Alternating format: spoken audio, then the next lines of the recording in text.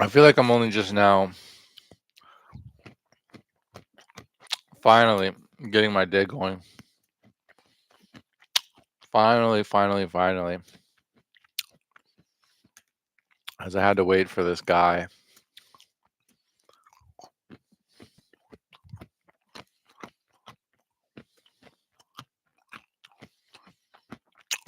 To not be asleep in my living room.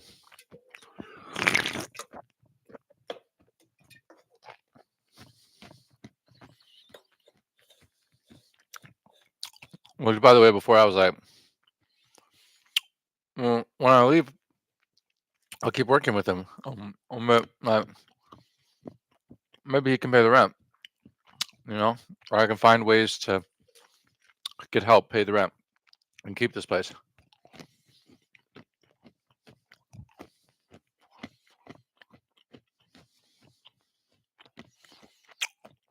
Well, that sort of shit just makes me want to say, dude, I don't owe you anything. There's no reason that I owe it to you to help you. Then you don't deserve to be helped because you don't have like even a basic level of respect. You can't even take your own trash out. You can't do your own dishes. You can't, like, you don't clean.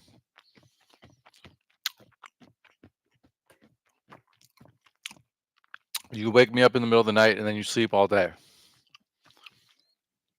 Like, I don't owe you shit. You have not given me any reason whatsoever why I should. So it's tempting to just be like, dude, no, just when I leave, I'm just going to cancel my lease and you got to go.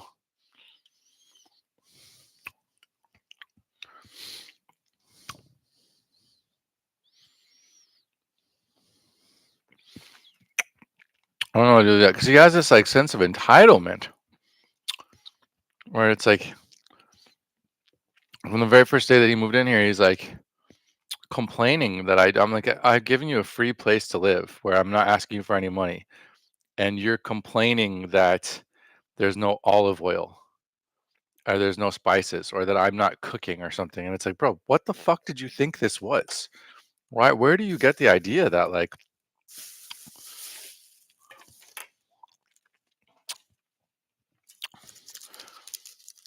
the whole world owes it to you to do anything? The world doesn't owe you anything at all, let alone that it like adheres to your every whim.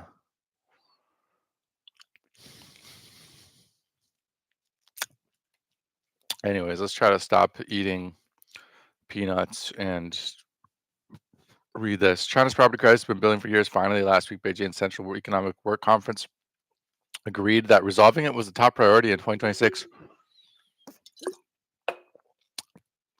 It required officials to focus on stabilizing the real estate market, outlining a strategy to control new supply, reduce inventories, and optimize offerings based on specific local market conditions. The question is whether it is possible to actually resolve the crisis or has it become too big to solve. China now has 27 months of housing inventory. China's housing bubble began to burst after 2020 when President Xi introduced his three-red lines policy to curb speculative buyers began. Oh my God, every time there's always something. I gotta plug this in. And I honestly should really plug in my phone as well. So I'm still working on, I think, I don't think that was yesterday. I think the day before yesterday, I started in on like just a review of the news. Um, and I didn't get through it all in one day. Basically, I got through almost all of it. And then on day two, there was not that much extra to add. Because first of all, a lot of the news items become repetitive. But secondly, because it was a weekend, so not that many new news items. But then I decided that I needed like one day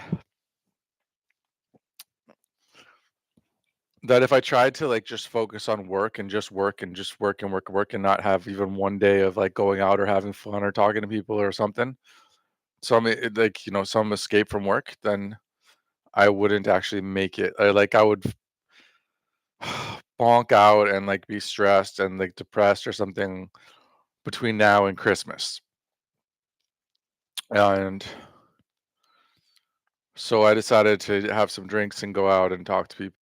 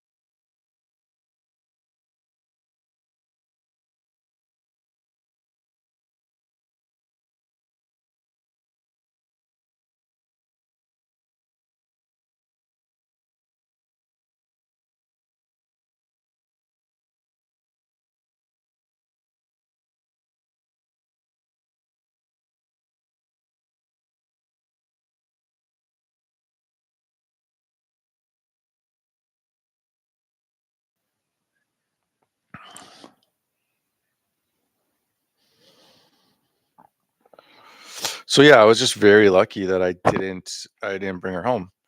Oh, because then I would have she would have stabbed me to death or something. Like if that physical fight would have taken place in a confined space instead of the street where I could easily get away from her. Um, I don't know, it could have been really bad. Or when somebody's in your home, if you get away from them, now they're in your home, like able to break all your shit and stuff.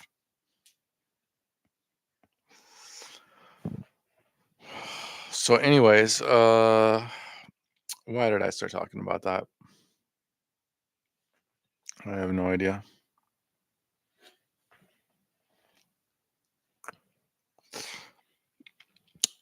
Right, that's why normally, like, if I wasn't leaving, then it's like, yeah, okay, this lady's working on me, like, it's great and all, but, like, I'm not gonna try to, like, take you home or go to your home because I don't trust like that. Um, and it's not that I think that's a setup on that specific night. It's just that then I'll get wrapped up into their life, and they might be a bullshit person that's, like, on some bullshit. But,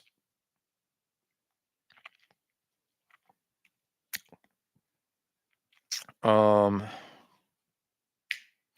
But if you're leaving the country, then they can't really get you into that much bullshit. You're just. But again, I don't wanna I don't know. I would rather just wait and see if I can find a good person to be around in Taiwan, and honestly, even when I get to Taiwan, it's like, as soon as I get to Taiwan, it's okay, now there's no reason to, slow walk this business situation. Let's get the business going as much as possible, as fast as possible. Speaking of which, it is, like, Monday morning in Taiwan right now.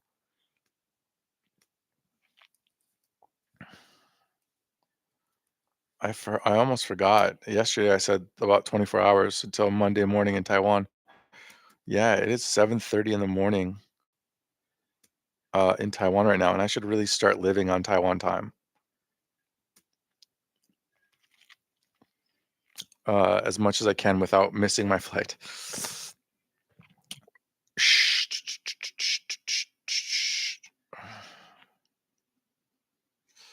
Which means if my flight is at noon, it's kinda like a midnight flight, but it's a 17-hour flight. I don't know, it's kind of stupid to even try that because, like, when you take a 17-hour flight, your sense of time is gonna be so scrambled when you get there that,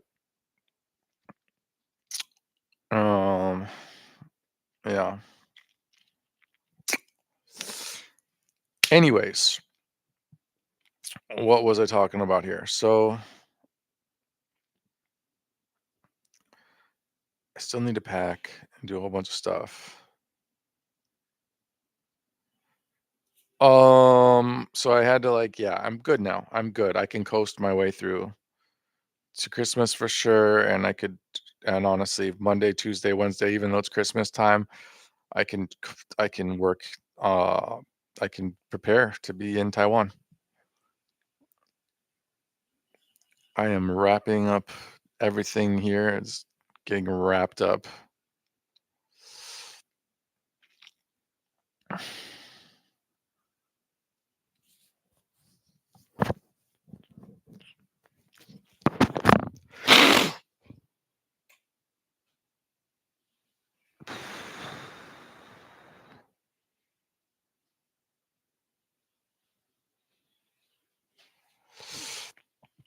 But yesterday Whitney was talking about going to Taiwan. He was, yeah. Well, that's whatever.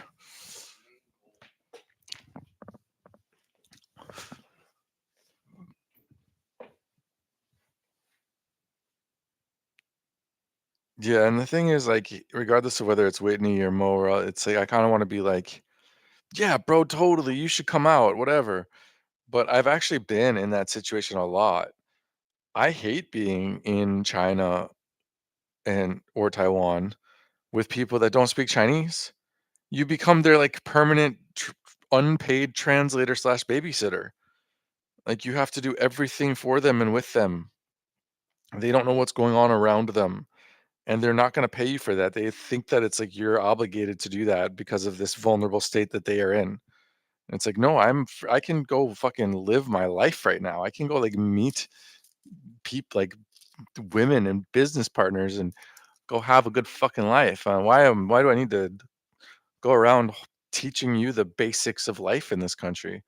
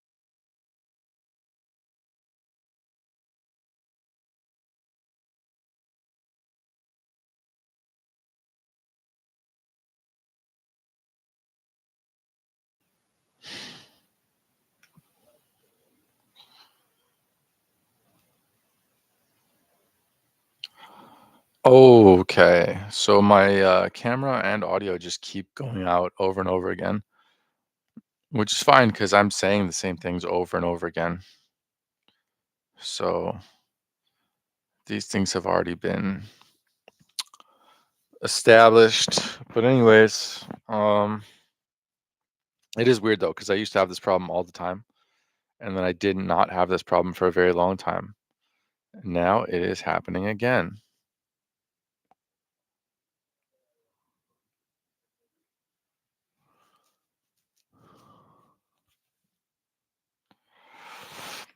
Okay. Anyway, so I'm gonna go into super Chinese, Taiwanese, autistic, hyper focus mode, and I don't expect to come out of it until I am in Taipei. So goodbye, everybody in the English-speaking world for a first for at least some period of time. But I'm not gonna like force myself to speak Chinese. Like it'll happen naturally. It typically does. Um. Okay. Anyways, let's work through these news things, I guess. Also, I do need to pack and news and pack. Okay, so China has 27 months of housing inventory. Got it. Local government finances are China's current government property income from land sales. Yeah, the land sales. Okay, so this is the amount of money they made from selling land. So it dropped in 2015, and that's when I moved back to the US. And it looked at the time like that was it. Like that was the end of the Chinese bubble. But they did manage to reflate it and keep it going for another 10 years, basically. Well, until 2021. So 2022, 2023, there was a decline in the amount of money they made, and then it looks like 2024 there was just a massive fall off. Oh my God! So they lost like 75% of their revenue. So that means their local government's solvency crisis is hitting hard as fuck right about now. China doesn't have local taxes. Instead, 40% of local government revenue has historically come from land sales. And the property market collapse means they are now in a debt trap. Local government debt has now risen to $18 trillion, which is about as much as China's GDP. Two-thirds of new debt is being used to pay old debt. China's home prices are in free fall. But there's two solutions for stop most land sales so that and construction to clear inventory. That's one possible solution, or mandate a major price cut, 30%, to make prices more affordable. Okay, but the problem is if you stop land sales, that makes the local government's finances even worse, and home prices are already in a free fall. Yeah, so they would both, and then Evergrande and Vanke going bankrupt. Two-thirds of new homes delivered this year have been officially rated poor quality and maybe unsellable. Every 100 adults today will only have 12 great-grandchildren. So it's a long-term decline in terms of the housing market of China.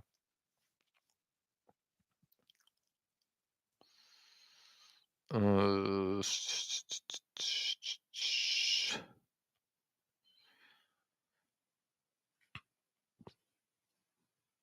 Okay. Well, that was a nice little recap. Didn't really offer anything particularly new.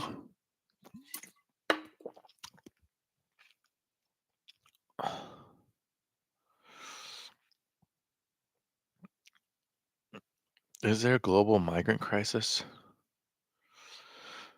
The CIA is broken? Is that right? An AI campaign war is coming. Boomers versus doomers. I don't care about any of this, to be honest.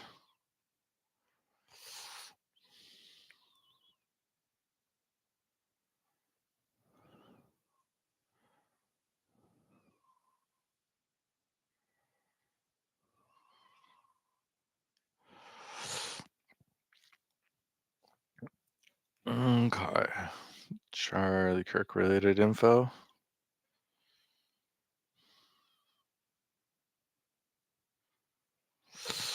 Bill Clinton responds after half-naked photos appear in latest Epstein drop. What did he say?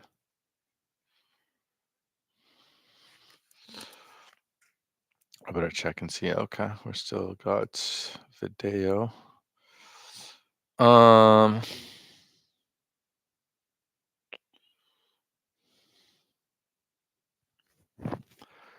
there he is with Ghislaine Maxwell.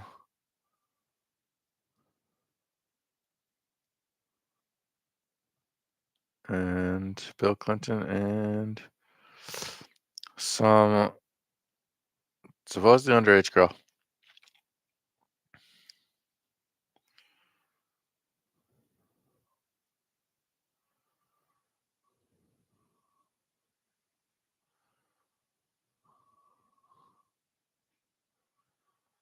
Where's his response? I wanted to see his response. I didn't see his response anywhere. Okay, anyways, I'm almost done with this here. But I took so long to read it that if I refresh, there's probably a whole bunch of new stuff already.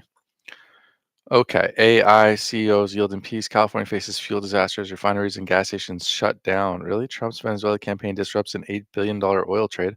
Finally, somebody mentions the thing with Venezuela. It's just like so crazy that this giant thing was announced and then just nothing. Oil tankers are diverting from their route to Venezuela. Some are sitting idle at ports instead of setting off for Asia. Discounts on Venezuelan crude are deepening, and PDVSA may soon start shutting down wells for lack of storage space. President Trump's military campaign against Venezuela is threatening an $8 billion market. It started with one tanker seizure a week ago. Then Trump escalated the rhetoric, threatening a blockade on Venezuela tanker. Oh, he only threatened a blockade? I thought he announced a blockade. So we're not even enforcing a blockade right now? What are we asking them to do exactly, I wonder?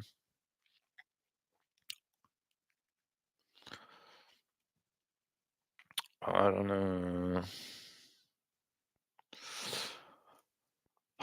Okay, I think I'm good on that. Let's just check out FeedSpot for a second here.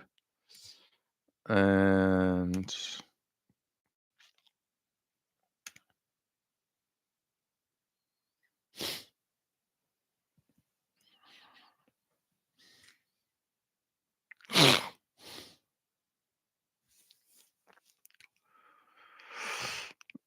okay, so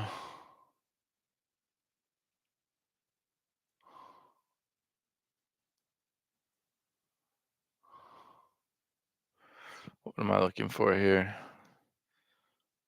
One very left-wing publication and one very right-wing publication. Corruption and painful Russian attacks may force Zelensky to accept peace. Lebanon between state restoration and regional pressures. Russia's strategic toy Oreshnik deployed to deter NATO aggression. COVID vaccine myocarditis deaths, a small price pay. China's military diplomacy between Thailand and Cambodia is becoming trickier.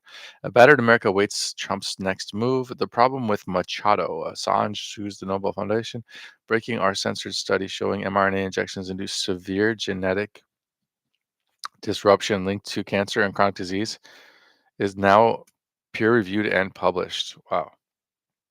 There we go. We got a video about Trump's war against the Americas.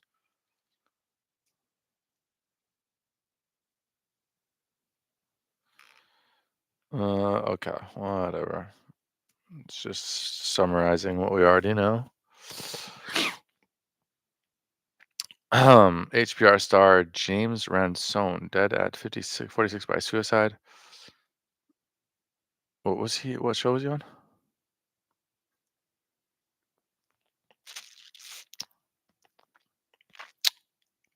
I don't want to click on a link just to find out.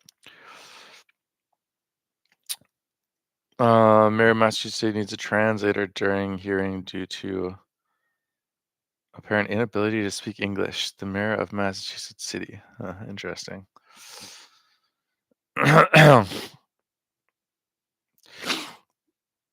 75-year-old Seattle woman loses her eye after serial assault. The cops hits her face at full force with wooden board with a screw.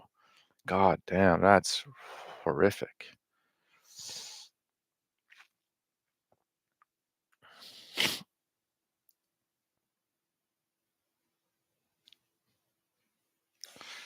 Syria celebrates the end of sanctions and the beginning of reconstruction. Really? But didn't we just attack them like yesterday? What's up with that? Christmas gas prices hit lowest levels since 2020, down 2.79 per gallon. South Africa arrests U.S. staffers, doxes U.S. diplomats while secret police pay for anti-American smear campaign and run a spy out of Washington. Really? Okay. So relations with South Africa not going great, according to Gateway Pundit. Jeffrey Epstein's partner in crime, Ghislaine Maxwell, revealed in photos released by. Okay. They are playing with her boobies.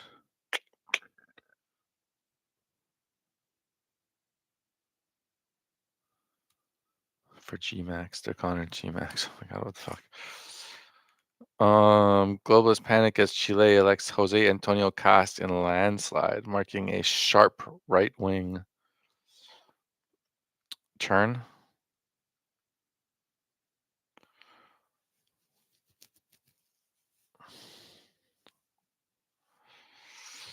What else we got here?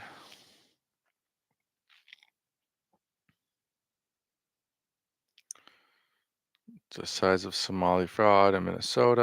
Okay, don't care, don't care, don't care. Don't care anymore. Doesn't matter anymore.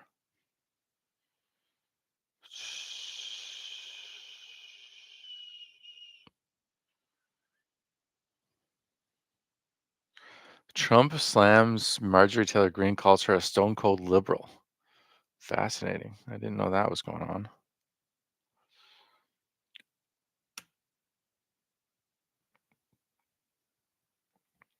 Okay. I think that that'll do it for that.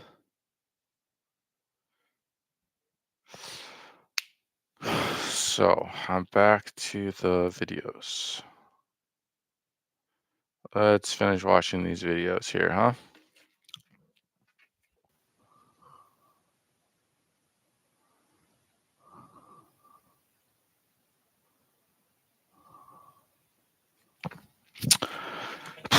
I'm having a lot of problems maintaining a stable connection to the live stream, and I don't know why.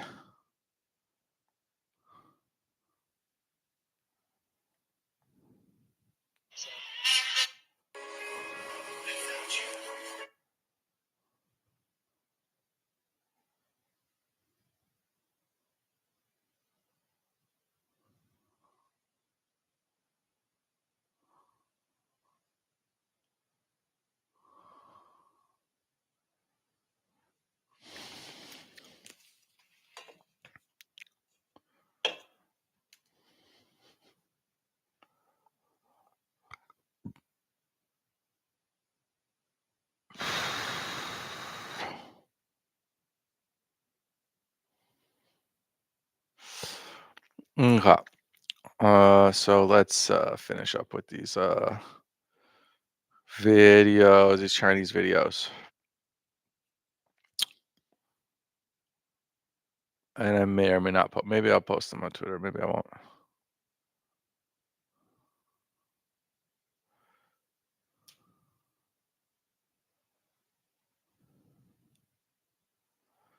The influencer.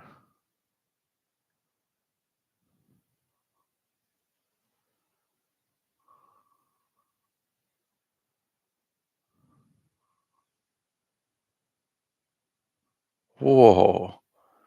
This guy took so much THC, he went like for real crazy. For real, for real.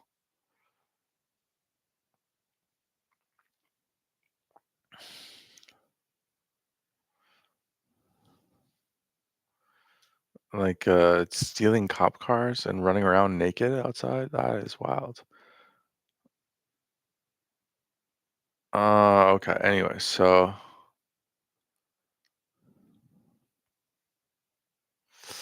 where were we? China. There we go. For consumers, it reduced the frequency of lost packages and proved more cost effective than paid lockers. In this win-win situation, the number of stations. Whoops. Dial strategy is basically making the idea behind it is preventing the other side from succeeding. It's not.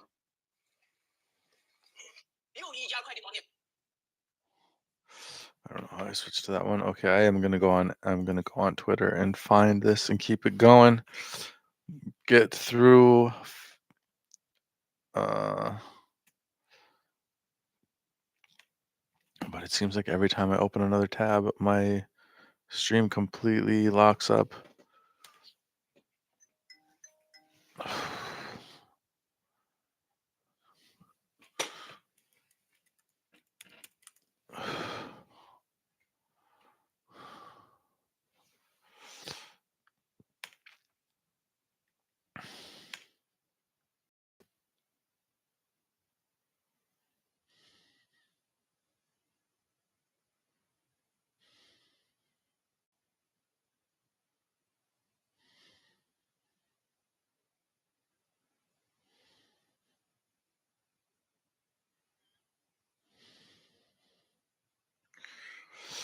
Okay. So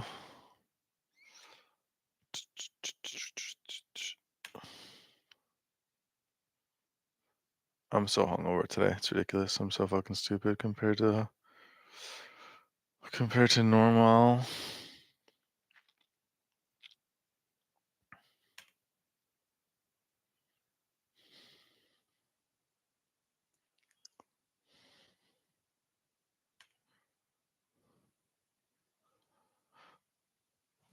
Okay, here we are. This is the video we are watching right now. Managers even help deliver vegetables to residents' doorsteps. We hope that through the development of Kainyao post stations, we can also accelerate the creation of digital community life centers, while also contributing to improving youth employment rates after the pandemic. In 2020, Wan Lin, then president of Cainiao, leveraged Alibaba's strong financial backing to promote and expand Cainiao stations. At the time, setting up a Cainiao station required minimal investment and no franchise fees. All you needed was a storefront and a partnership with major courier companies. Opening a station required even less startup capital than starting a bubble tea shop. Due to Cainiao station's inclusive nature, multiple courier companies could use the same station. In first-tier city neighborhoods, you could commonly spot the blue Cainiao station sign, and some neighborhoods even had several stations within the same community. That was the most profitable time for courier stations. As the volume of packages grew, a station could process hundreds or even thousands of packages a day, with monthly earnings easily reaching tens of thousands of yuan. Larger stations in prime locations could even make over 100,000 yuan per month. Additionally, they could engage in side businesses. That period is now considered the golden area for courier station owners, a time when stations were in high demand. According to the China Federation of Logistics and Purchasing, by the first half of 2025, the number of smart lockers and stations nationwide exceeded 5.3 million, handling 300 million packages per day. However, the good times didn't last. Courier station owners soon faced the first challenge: shrinking profit margins. The sharp decline in profits was driven by years of ongoing price wars in the courier industry. Take Yiwu, for example, often considered the industry benchmark. In 2013, the average courier price in Yiwu City was around 6 yuan. By 2018, the price in Yiwu for YTO Express had dropped to 2.3 to 2.5 yuan, with more discounts given for larger shipments and lighter weights. As competition intensified, some courier companies even launched extreme low price offers, like 0.8 yuan nationwide, which couldn't even cover the cost of the shipping label and transportation. Under the increasing cost pressures, courier companies began slashing delivery fees for stations and other final mile services. Although the courier industry's regulatory bodies plan to push for price increases in 2025, raising e-commerce delivery prices by 0.3 to 0.5 yuan per package, most of this profit was absorbed by courier companies' headquarters, leaving little for stations at the final delivery point. These chain reactions have led to a severe profit crisis for today's courier stations. The delivery fee per package, which was nearly 1 yuan, has now fallen to just 0.3 to 0.4 yuan, or even lower. To sustain basic operations, stations now need to process thousands of packages a day, a task that many small stations simply can't handle. Even if courier companies increase the commission for sending packages, the volume of packages sent through stations still accounts for less than 5% of the total courier volume, meaning most package deliveries don't translate into station profits. As a result, the business of courier stations is becoming increasingly difficult. I advise everyone not to send parcels anymore. In our community, the courier station has long been abandoned. Now, picking up parcels is done either through the property management office or I am actually too dumb to handle playing Clash Royale and listening to this at 1.5 speed right now.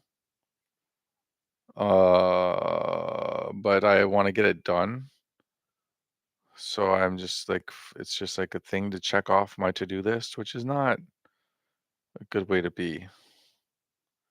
Especially when I don't know, did I actually look at new videos today, or am I still working through yesterday's videos? I think I'm only working through yesterday's videos. parcel lockers. This year, there has been a significant increase in the transfer of courier stations. Many of them are being given away for free, but no one wants them. You can check 58.com or Goofish and see that courier stations from all over the country are up for transfer. You need to understand that in the past, if you wanted to take over a courier station, you would need at least 200,000 to 300,000 yuan. So,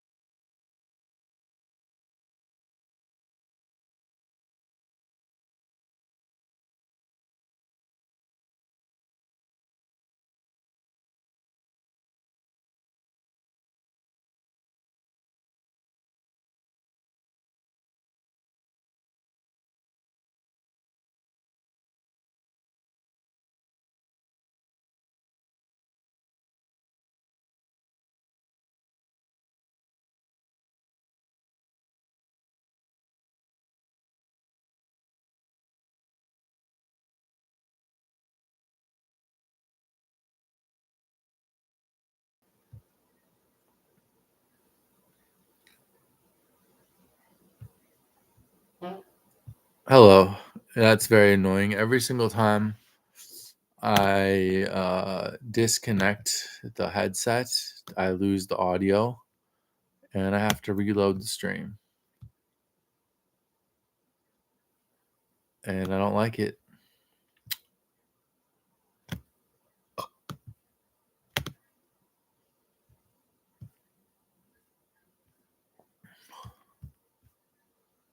How do I turn off the chat, by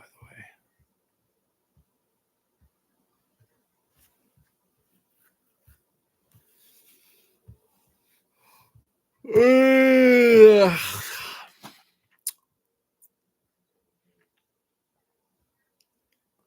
I'm pretty sure I can turn off the chat. There it is. Turning the live chat off. There we go. But now it's still, wait. All right, perfect. It just takes up too much space and there's nobody participating in it anyway. So who cares? All right, let's keep listening to this while we also get ready. And weren't even enough to hire help. Despite being seen as a potential traffic driver, courier stations found it difficult to generate cash flow. Over 80% of customers visited the station solely to pick up their packages, spending no more than 3 minutes there. Moreover, many courier stations have signed unfavorable contracts with courier networks. If packages are lost, the stations must compensate. If there are delays, penalties apply. And if there are complaints, fines are deducted. Even a missed scan could result in fines of 30 to 100 yuan. Station owners have finally realized that the so-called diversification of revenue is merely a promise made by the courier companies. Currently, the operating costs for courier stations are high. Rent alone accounts for about 1/3 of the income, and labor costs are even higher. The situation is worse because courier companies often fine stations several hundred yuan per order. Sometimes a month's income is not enough to cover the fines. Costs for system commissions, SMS messages, and equipment purchases add to the financial burden, making it difficult to avoid losses. Starting from March 1st, 2024, the new regulations require that deliveries must be approved by users before being placed in courier stations, or else fines will apply. This new rule seems to be the final straw that could break the back of the courier stations. If you've ever experienced having your parcel being placed at a post station without your consent, you need to be aware of the new Express Delivery Market Management Measures, which will officially take effect tomorrow, March 1st. Under the new regulations, if a delivery driver fails to deliver the parcel to your door, the delivery company could be fined up to 30,000 yuan.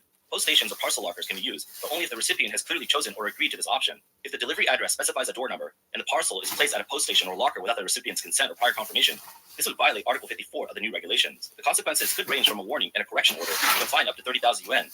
The new policy has had an even greater impact on courier stations, leading many courier companies to reduce the volume of packages entrusted to stations. Some stations have seen their business drop by a third, causing a significant decrease in income. To make matters worse, users can now choose whether to use a courier station, a locker, or home delivery when placing an order, and they can change their choice at any time. Under the pressure of increasingly complex system operations and rising labor costs, complaints and fines have not decreased. As a result, many small stations have been unable to bear the pressure and have gone out of business.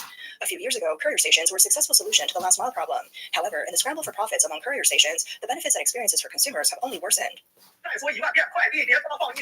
will say this 1,000 times. Don't leave parcels at post stations. I'm really fed up. Recently, because I've been modifying my car, I often receive deliveries. Our neighborhood is quite large, with 7 post stations. 7, can you believe it? In one Xinghe neighborhood, we have 7 post stations. Honestly, with this weather, if I walk to all 7, I'll need to drink twice, and one of those times will be herbal medicine.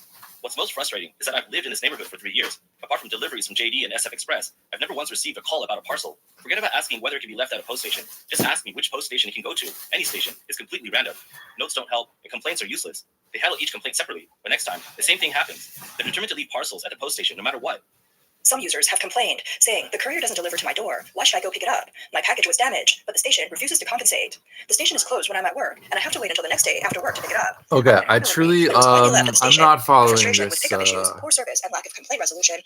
I'm not following this video about the parcels. I don't know what they're trying to tell me about parcels, and I don't know that I care. But as much as I need to move around in order to, I need to warm myself up a little bit. I'm fucking freezing.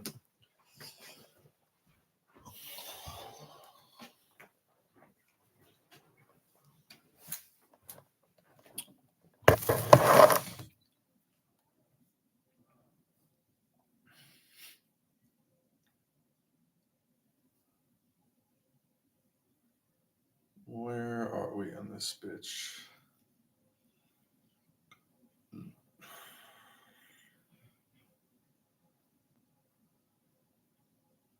Happy Saturday, everybody. Welcome to another episode of China Update, where we discuss leading political, economic, and geostrategic analysis on the world's number 2 economy. My name is Tony. Another big episode. It's been a very busy week, but we need to cover these before we move into what will no doubt also be a busy week next week. Let's jump in. China's export machine is pushing it into an increasingly fraught collision course with Europe, forcing Brussels to confront trade imbalances that leaders now openly describe as existential threats to the continent's industrial base. What had long been framed as a structural irritant is now being treated as a strategic. You know, I will say this just for the sake of complaining. If it weren't for Ali, I would have done, like, when I woke up today, I would have kept getting high. Like, I would have just drank more weed, THC beer, and I would have, like, danced and sang. I would have sang my karaoke songs and did my little dance and just tried to enjoy life a little bit. And, like, just get it all out of my system. You know, just get it all out of my system. And then when I come back to being productive and getting work done, I'm like, but I didn't do that specifically because I didn't want to bother him while he was sleeping in my living room without having paid any money all fucking day long. So now I'm like kind of stuck in this like in between place where I haven't fully gotten I didn't really get it all out of my system. But at the same time, like it's already like I've already come down. I don't have enough left in my system that I want to like get high all over again from the get-go and get to that point. I don't know. If it wasn't so fucking cold, maybe I would just drink a THC beverage and just sing some songs. Also, though, I only have a couple more days here, and I don't want to be in the habit of marijuana because I won't be able to get that in Taiwan. So, but I just wanted to complain about that real quick. It's just fucking annoying. It's like, man, let me live my life. If somebody gives you a place to sleep and a place to be warm and you don't have to live in your car, don't then become an obstacle to them living their normal life by sleeping all fucking day. And I know I did keep him up all night, so maybe in this case it was my own fault. But like this is not the first time that this has happened. Anyways, though, it doesn't matter. It doesn't matter. We only have to get through 3 more days, and then we never have to deal with this shit ever again. So this is purely just a little bit of venting so that I can feel better.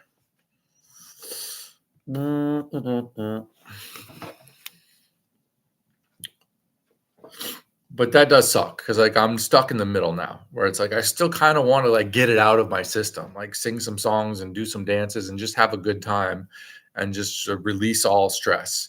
But at the same time, it's like it's too late. So I've just got that like stress sort of like bottled up and I'm trying to like push forward with things that are actually productive.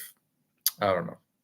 Urgency with the scales, very annoying. Political salience of China's surplus, rapidly reshaping Europe's stance towards Beijing. French President Emmanuel Macron has called Europe's trade deficit with China, quote, unbearable, end quote, warning that what is at stake is, quote, a question of life or death for European industry, end quote. European Commission President Ursula von der Leyen has echoed the alarm, saying relations with Beijing have reached, end quote, inflection points, end quote. Those words gained urgency after Beijing disclosed that its trade surplus with the EU is on track to approach $300 billion in 2025, a record driven by surging exports and stagnant imports. China now sells more than twice as much to the EU as it buys. As US tariffs divert Chinese goods away from the American market, Europe has become one of the few economies large enough to absorb the excess supply. Quote, the China shock in Europe is really starting to hit, end quote, said Andrew Small, director of the Asia program at the European Council on Foreign Relations this week. He says that while much of the debate remains out of public view, the bloc is holding increasingly urgent crisis meetings behind closed doors. The result could... Okay, so I've talked about this for so many years. I'm pretty sure the first time I brought this up was 2012. And I predicted it and it's finally happening, although there was like evidence of it happening earlier. But I mean, this is like supposedly tariffs, that because of tariffs, therefore China's dumping their stuff in Europe. And it's only a matter of time before Europe has to respond with probably tariff-like policies in order to protect their own industries from China, because they already needed it. And then in addition, China's dumping it on Europe because of the tariffs in the US. But let's just say a hypothetical world where tariffs don't exist. There are no tariffs, okay? you still end up with the same exact thing happening. And the reason is because the Chinese property market is collapsing and their local government finances are in shambles. And so they have to depreciate the RMB and export more in order to make it all work. And the world was already at its limit in terms of its willingness to absorb Chinese exports. So if it even depreciates by 30, 40%, that's already something the world is not going to accept in the aggregate. They're just not going to do it.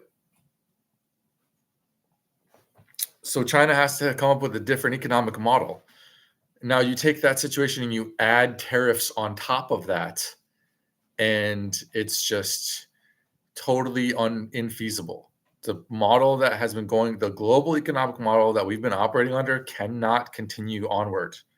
China has to do something different. It has no option. It has to do something different. And the reckoning has been delayed because Europeans don't want to look like Trump and don't want to act like they're being like Trump and having the same sort of tariff policies as Trump.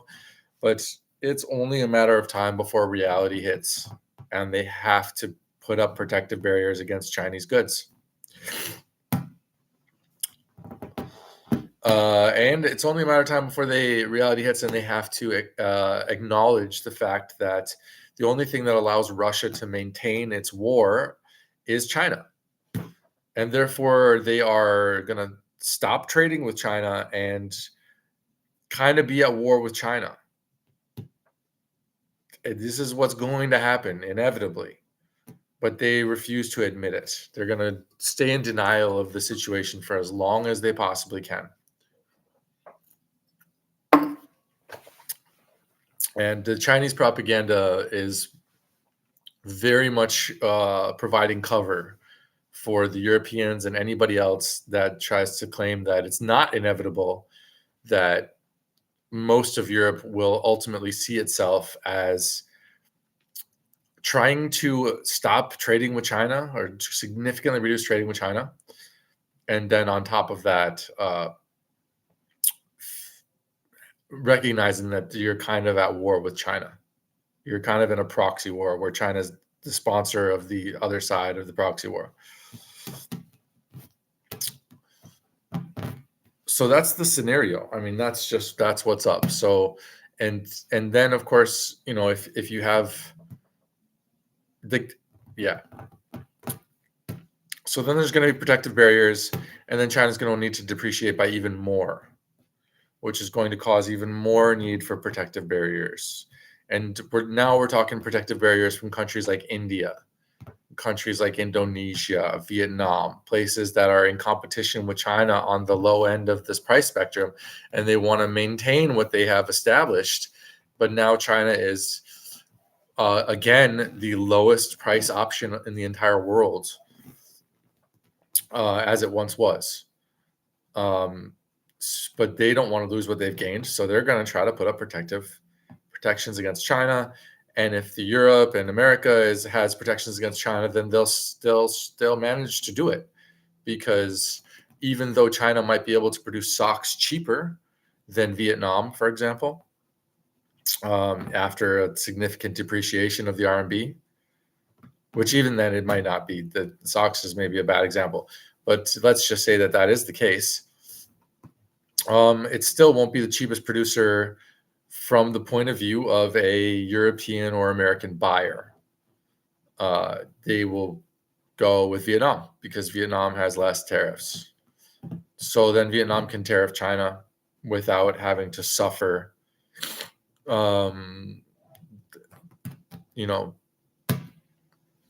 like just being out-competed by China, basically.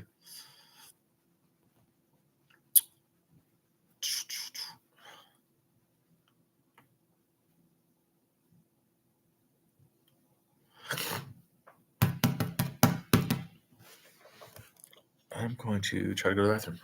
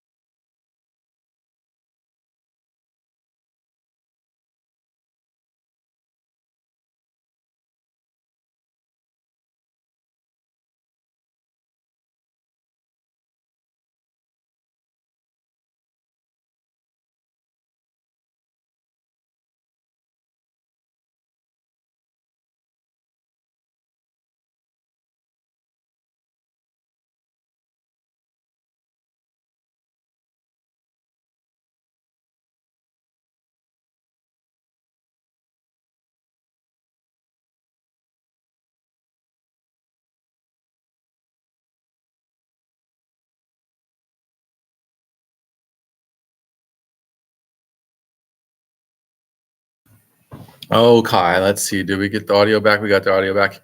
So the only a couple of things I do want to say, although I feel like I'm gonna forget what they are before I say them. One is just that I would like to explain why yesterday I ate a whole bunch of fish, and I made a point to eat fish with bones in it, and I made a point to eat the bones first. Now, I would only do this because I was high, but doesn't mean it's a bad idea. It's a good idea. I just would never bother to go through with it if I wasn't high. But and when I'm high, I can't explain what I'm doing and why. But there was actually a good reason, I think, which is that there could very well be a situation where Taiwan is cut off from the global food supply chain. And possibly there's a shortage of food within Taiwan. And in order to eat, you need to fish. And then you need to be able to eat the fish quickly without getting fish bones stuck in your throat. It seems like something that wouldn't be that far-fetched if it were to happen. So I am practicing eating fish bones without getting them stuck in my throat.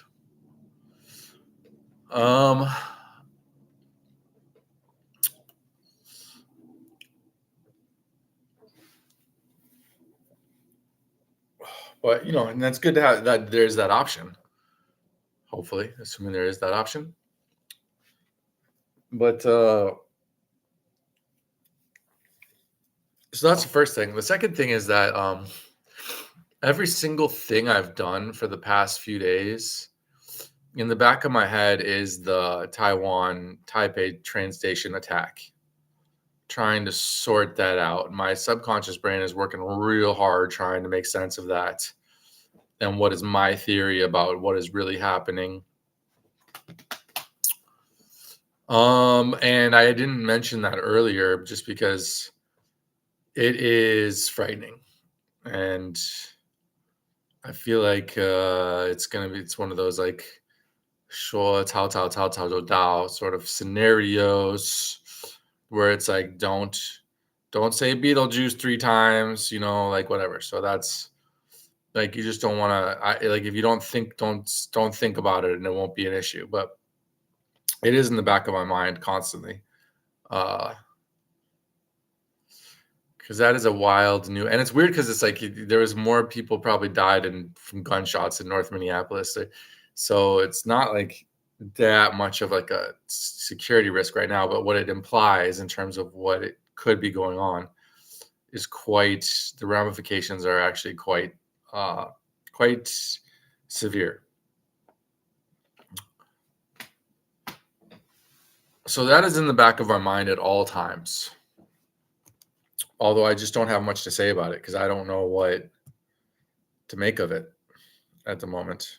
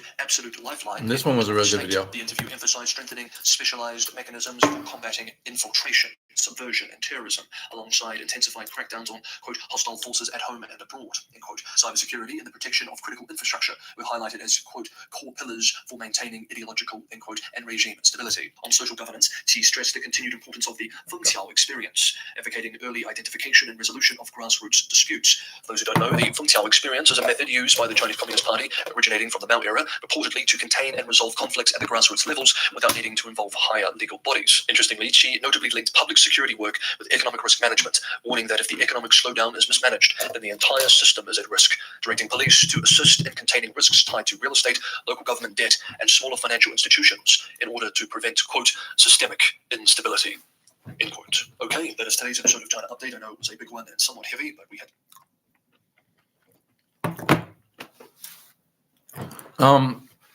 Right. I realized I didn't fully complete. What's the water?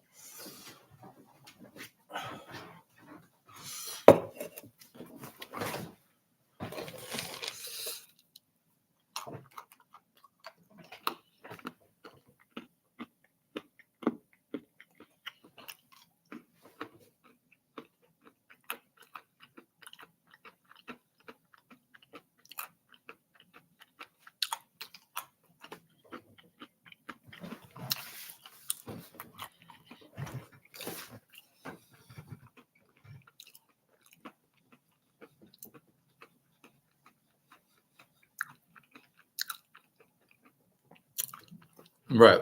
So I did not fully complete my thoughts on the whole thing with Europe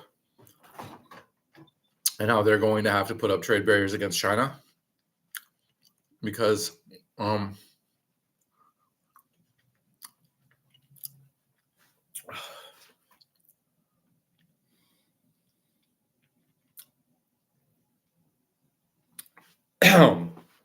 man, also I didn't dance enough. I need to dance more. I need to spend like 5 hours dancing. That's what I need in my life before I spend this time talking about economics.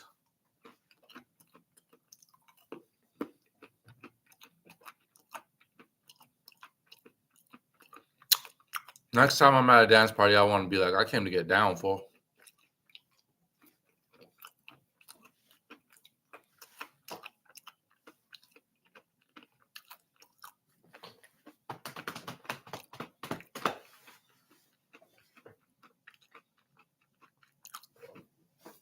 All right, anyway, so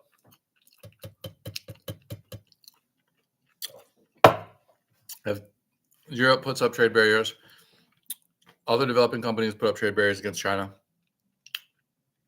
it's a vicious spiral in the same exact way, or that their development was like a virtuous spiral.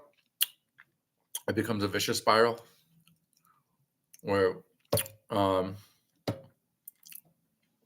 before, it was like the more business they do with somebody, the better that country's economy is doing, and the more business they do with China, and then China can use those projected revenue as another way to justify investment. Anyway, so everybody, it's a cycle with multipliers. But now it's working in reverse. So people put up protective barriers. Then China needs to depreciate more, which means that they need to put up higher protective barriers. And it should keep going. Now,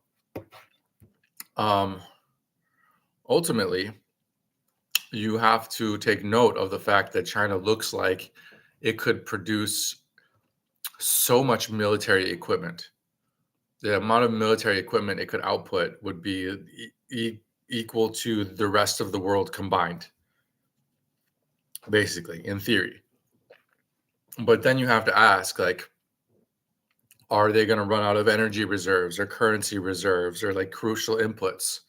Like, does everything really come down to your ability to produce military equipment in scale fast, or is it that your productive capacity doesn't actually matter because you can't finance that production? Like, if your economy is going great and you spend on defense, but you can afford to spend on defense because your economy is going great, and the defense is making your economy more stable because it's not as subject to any external forces, and it's a bit of a virtuous cycle there. But if your economy is going to shit and you're investing in military because you have no other productive things to invest in, and then the military is the military going to be able to give you returns on your investment?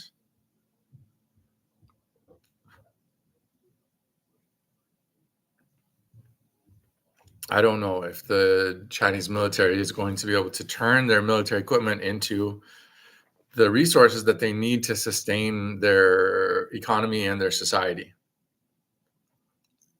Maybe, maybe not.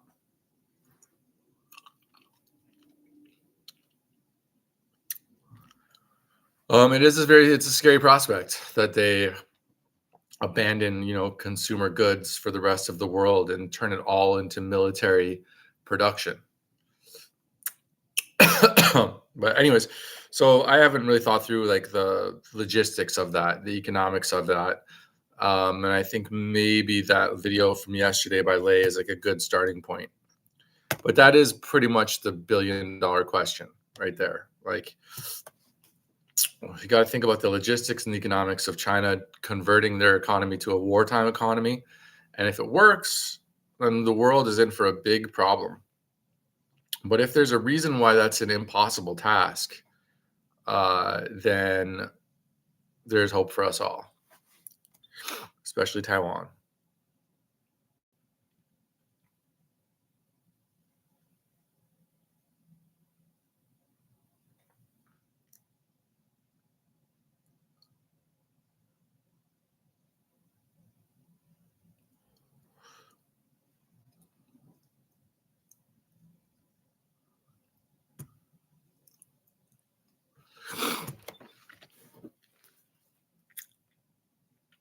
Cover it. It's been a big week, and next week is likely going to be a big week too. Thank you so much for watching. Have a good Saturday. Have a restful weekend, and I hope to see you for a new episode and a new week on Monday. All right, so let's just, as per usual, get this going. I want to make sure my audio sounds good and the video works. So if anyone's in the chat, let me know if you can hear me okay, if you can see me okay, and then once that's over with, we shall get going with this here live stream. I usually have to do this with every live stream because I've never. Oh, there I am. Let's turn this off. Hey, what's up, Alan? Can you hear me okay? I've got my microphone in my breast pocket, and I'm not sure if the audio's. I mean, it looks like it's okay on OBS. How's the video? Hey, it's over in the chat. Yes, roll credits. What's up, Jason? Yeah, just give me an audio check and make sure the video looks okay. I want to double check that before we get into this. Praziwan, glad to be back. Long time no see. God bless you. What's up? Oh, my Pete Star 5090. Good to see you. That guy's just stupid to type through the smoke bomb. Yeah, we're going to get that. Loud and clear. Just a bit too Canadian. Well, nothing I can do about that. Nothing I can do about that. Governor. Yeah, so, okay, good. So yesterday, I think it was yesterday, some dickhead, some douchebag, don't know his name, don't really care, because it doesn't matter, in Taipei, he went out and attacked people with a knife outside Taipei's MRT stations and a department store. He also used a smoke grenade, which is kind of crazy. And yeah, I wanted to have a discussion about what that means, and I don't know, just kind of get the public, get you guys, get your opinion, see what people are think about it. Obviously, we know it's bad, no one's going to disagree with that, but what it means for Taiwan, how this thing came about, and the future of Taipei, because it's been a big discussion, especially with my friends, people who live in Taipei, people who live in Taiwan. There's some worries there. But I've got what is this Taiwan News article? I'll pop up here for a second. If it's too small, I could probably make it bigger. But I'm hoping you guys can read along with me. If not, I'm going to read it anyway. Doesn't really matter. So yeah, government leaders on Saturday ordered security to be stepped up at public locations at mass events in the wake of a deadly smoke grenade and knife attack in Taipei. And yeah, so like I said, smoke grenades, knives. Unfortunately, 4 people didn't make it. Almost unfortunately, because one of those 4 people was the attacker himself, who jumped or fell out of a building, and he didn't make it. Oh well. 11 people are injured and 2 people are in intensive care. And this article is basically talking about ramping up public security outside of places like MRTs. And I've had some friends of mine in Taipei talk about how they're worried it's going to end up like China, because for those of you who don't know, Chinese MRT stations have X-ray machines, so like before you can take the MRT, you have to stick your bag through an X-ray scanner and they check your bag. It's annoying. And every single MRT station in China, I'm pretty sure, at least all the ones I went to, and they do that to prevent terrorism, basically. It's the same reason why they put Xinjiang people in re-education camps. Okay, first question I want to ask, while I've got Topher here in the chat, I'm not sure if Topher will know the answer to this question, but he does have military experience. This guy used smoke grenades, and if you look at some of the videos of some of the photos of the incident, these smoke grenades are like, I feel stupid to say they're like military, from the military, obviously, right? Where else are you going to get smoke grenades? My question for Topher, or anyone who might have the answer to this, is how do you get smoke grenades as a private citizen? I don't understand. How do you even get your hands on that just to kick things off? That's my first question. What's up? Matt, yeah, I think it's my Italian buddy, I think. I can never say his name. I was going to say about a lot of channel members in the chat. What's up, all my members? JCat Taipei, just thanks to be back in a visit for the new year. Thanks for the videos. You got it. Your guys just weird. Seems like a terrorist attack. Always happens a lot at the end of the year worldwide. Well, I don't know about that. I feel bad about this because I'm sure this guy's a good guy, and I wouldn't mind having a conversation with him sometime. But I don't know, from this first 5 minutes, I don't know that he's got any like unique perspective or inside information or anything that's really worth sticking around for a 2-hour live stream. So I think I'm going to move along to the next one. Denial strategy is basically making the idea behind it is preventing the other side from succeeding. It's not winning a war. It's denying the other side from achieving their objectives. And so it's a lot easier to do that than to try to destroy the other side. And you can't really do that with China, because that would probably mean nuclear war, and that's a different ballgame nobody wants to play. So deterrence by denial, an equivalent would be like Israel's Iron Dome, right? They denied Iran any possibility of actually hitting targets in Israel. Right, and it's the whole missile defense. It's the whole missile defense system. It's Iron Dome, David Sling, Arrow 2, Arrow 3, and then also the U.S. that was deployed there. And yes, it's the whole. It's denying Iran the achieving any kind of success. It's also the Ukrainians denied the Russians their goal of taking Ukraine in 2 weeks. So that is denial. So in the Taiwan case, it would be Taiwan has to focus on not losing, and China has to focus on winning. So, for example, in the Taiwan case, would mean that Taiwan has to prevent China from taking Taipei, for example, which is the capital, and all the government institutions that are in the capital. If they took Penghu or they took Matsu and Kinmen Islands, that would not. That would be partially what they want to do, but it's not. It doesn't give them full success in their mission. They have to take over all of Taiwan. And if they do that, that would be their success. And Taiwan just needs to prevent them from doing that. Well, so with these reports about China being able to destroy U.S. ships, satellites before they even enter the region for a Taiwan conflict, what does that mean for deterrence by denial? Because isn't that just the U.S. getting denied? Yeah. So there's lots of different possibilities. One would be sort of a strike in the dark. The PLA takes out as much as they can in the first strike, much like Imperial Japan tried to do in its attack on Pearl Harbor in 1941, December. Are you saying China would do a direct strike on the U.S. mainland? No, it would probably be a direct strike on the bases in Okinawa, perhaps strikes on Guam, try to take out any ships nearby, to sort of set the tone for the idea that this is one scenario. Okay, there are lots of scenarios. You can start off with a quarantine, a blockade, something that's not kinetic initially, and then China can put the screws slowly on the whole situation and cause the people in Taiwan to suffer, and then the idea would be that the people in Taiwan would rebel, and then they could strike when the chips are down for Taiwan. I mean, there's a lot of different possibilities, and so the strategy that the Pentagon's trying to do is to put in place the people and the weapon systems, the capabilities in the area. So if China tries to do something like that, they might be partially successful, but they won't be fully successful. And any further movement into, let's say, trying to take Taiwan will be denied because they'll have redundant systems in place that the PLA won't be able to hit. The main strategy that China would probably try to do is not attack everybody and then everybody will be attacking China, right? What they want to do is attack, let's say, Taiwan, or attack Philippines or Japan. Basically, they want to separate out and take on one country at a time or one area at a time rather than try to do the whole thing. Because the whole thing is more risky, because that means they can't put all their forces into one focused area. So what they want to do is focus their efforts on one area while trying to prevent, let's say, U.S. forces from Korea from joining the forces in Japan to support Taiwan. If there's a U.S. carrier nearby, they might try to strike it. That's that might be the case. But again, they might not hit it. They might try to hit it, but it might not be sufficient. They might try to shoot lots of missiles at it. So there's lots of possibilities in here and a lot of assumptions. And you have to understand that they could dial it to the worst case scenario for the United States, and then of course the outcome is not good. But these are all things that will create doubt in the PLA's mind and Xi Jinping's mind that they will be successful. Now, the other side of it is if they're not successful, because the hype that the CCP and the nationalists in China have believe that China is ready and should take Taiwan, and they don't, that could be a huge problem for the Communist Party of China because they didn't achieve this goal. And at a minimum, Xi Jinping is done. At a maximum, the whole party is out, and the people are not going to tolerate this failure very well. But that's kind of a broad spectrum. But at a minimum, Xi Jinping is out, and he doesn't want to take that risk of failure. So the more doubt that the U.S. and its allies can create, the better. I think it's interesting that Matt brought up the example of Israel and the Iron Dome because we've heard reports that there have been secret meetings between Taiwan and Israel about basically creating a Taiwanese version of the Iron Dome. Right. So according to press reports, both in Asia and in Israel, the deputy minister of foreign affairs visited Israel recently. Taiwanese government has not said anything about it, nor has the Israeli government.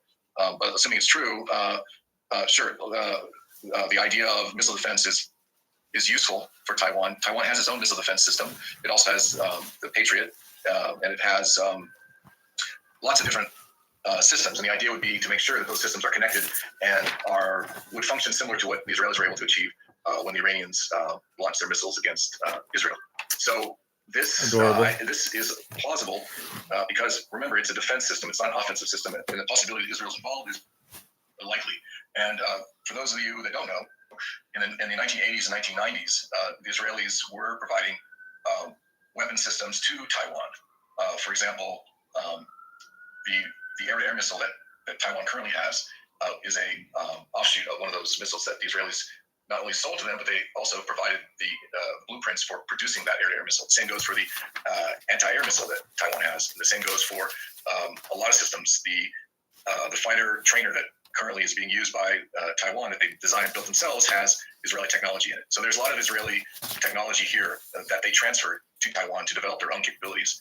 And there's even a book written about the fact that the Israelis and the Taiwanese were at several points co-developing a nuclear weapon. So the Israelis do have a history with Taiwan, because you think about it, Taiwan and Israel are small countries that are dealing with a big neighbor, bad neighbor, challenging neighbor, and that the U.S. government has from time to time helped and not helped. And so small countries tend to work together. Well, one question I have about the idea of deterrence by denial, doesn't that kind of rely on the assumption that, in this case, China is a rational actor and will look at the consequences and be like, I will make a rational decision and not engage in this war? That there could be just other ideological factors involved that might not make it work. Right. So Xi Jinping could wake up tomorrow morning and say to the PLA, invade. There might not be any rational reason for him to say that, and they could do it. But as I mentioned previously, there are constraining factors for Xi Jinping because he doesn't want to fail. Don't forget, once he starts something like this, the world will react to it. And their economy is not doing very well right now. And if they do something like that, there might be economic repercussions, although they have been working on a dual circulation strategy as well to counteract response by the world to its aggression.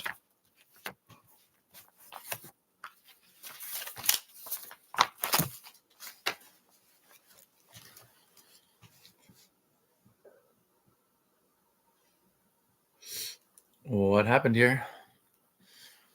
Somehow my shit got turned off.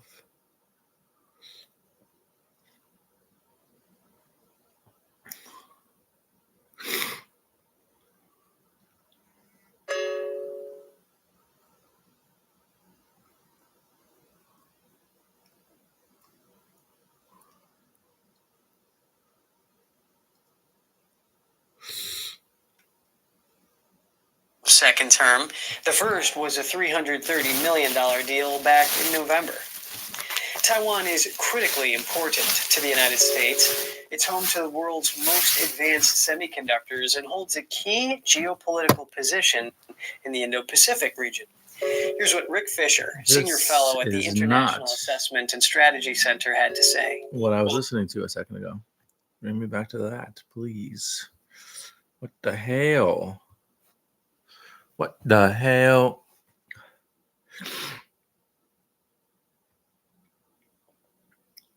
Where was I? I was in pretty sure I was watching China Uncensored. It's China Pulse, Taoyuan Airport. Okay, yeah, it's got to be up here way more. There we go. Weapon systems to Taiwan. For example, the air-to-air missile that Taiwan currently has is a offshoot of one of those missiles that the Israelis not only sold to them, but they also provided the blueprints for producing that air-to-air missile. The same goes for the anti-air missile that Taiwan has. The same goes for a lot of systems. The fighter trainer that currently is being used by Taiwan, that they designed and built themselves, has Israeli technology in it. So there's a lot of Israeli technology here that they transferred to Taiwan to develop their own capabilities. And there's even a book written about the fact that the Israelis and the Taiwanese were at several points co-developing a nuclear weapon.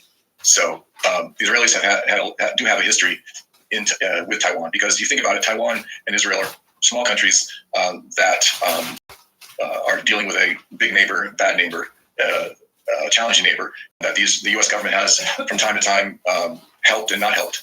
And so the small tend to work together.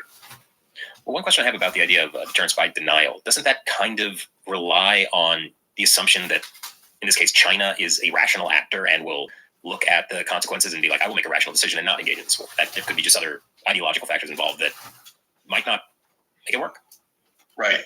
So Xi Jinping got tomorrow morning and say to the PLA, invade. There might not be any rational reason for him to say that, and they could do it.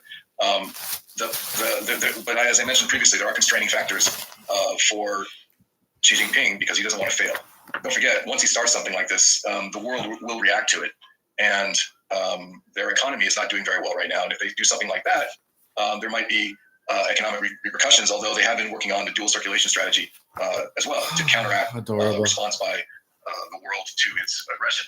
So they've taken note from what happened to Russia in the Ukraine war and are trying to accelerate and mediate the risk associated with attacking Taiwan. It's no secret that China, since Mao, has wanted to take Taiwan. So it shouldn't be a surprise to anybody that they do something. And the other option is they could wait until the next election and try to influence the outcome and get a political party installed here that will be pro-China, and they won't need to do any kind of invasion or blockade against Taiwan because they'll quote unquote own the government already. So there are a lot of possibilities that could occur and that are affecting their decision making. Thank you for watching. A link to G-Man's recent article is below. And this was just one short highlight from our hour-long podcast. The full interview is available exclusively.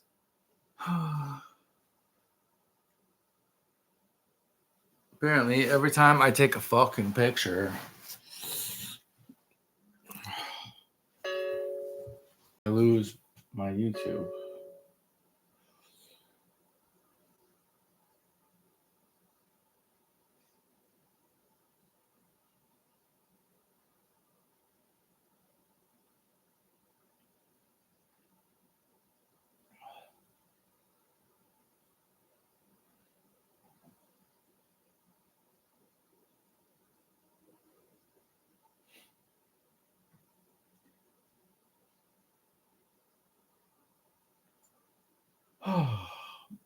Okay.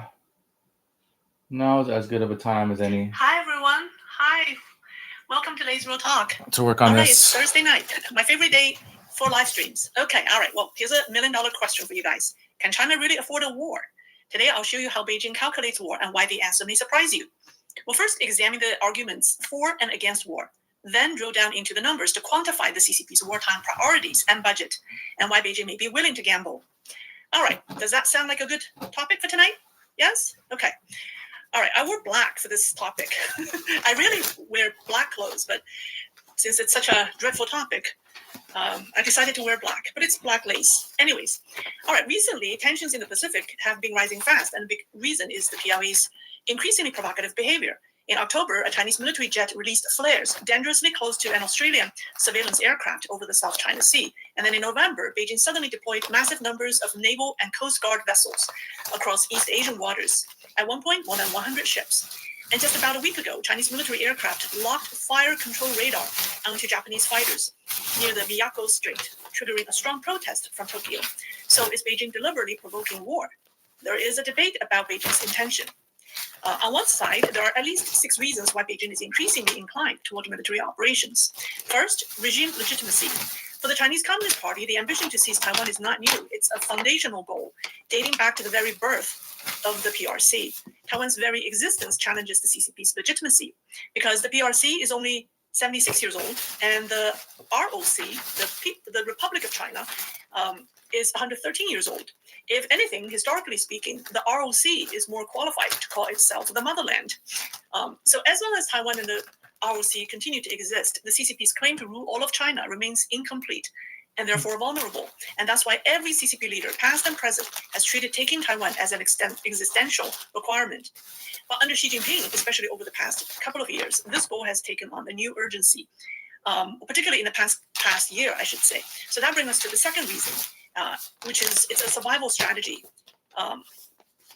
So war for Xi Jinping is a possible solution to the regime's existential crisis. China's economy is deteriorating at a speed and scale that the regime can no longer fully control. Under the trade war and rapidly worsening international environment, China has been forced into the so-called internal circulation, not by choice. And in this suffocating economic climate, Xi Jinping is running out of options. So one of the last remaining tools is war.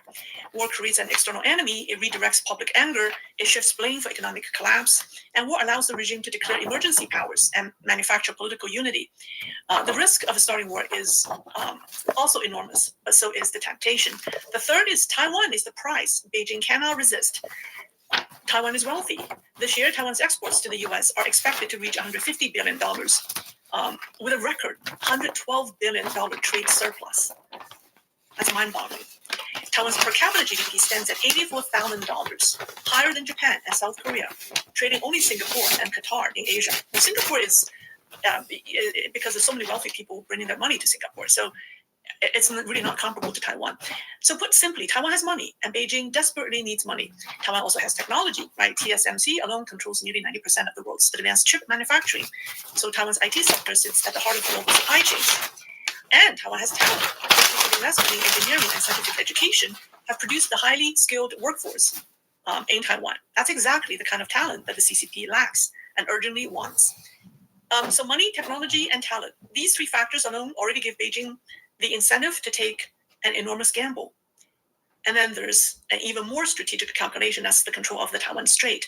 The Taiwan Strait is one of the most important international waterways in the world. If the CCP takes Taiwan, the strait effectively becomes a Chinese-controlled inland area. For Japan and South Korea, these economies depend heavily on this maritime lifeline, and that would mean their economic arteries fall directly under Beijing's control. So once the CCP occupies Taiwan and breaks through the first island chain, it gains the ability to act as a regional bully across the Western Pacific. This, of course, is precisely what the US cannot and will not allow. Now, the other school, let's talk about the other school. They argue that Xi Jinping will not actually start a war because it's simply too risky. They give 5 reasons. First, taking on an alliance led by Japan and the United States gives the CCP a low chance or no chance of victory. Xi Jinping is widely believed to be extremely risk-averse and reluctant to gamble everything. And a failed military operation in the Taiwan Strait can topple the regime.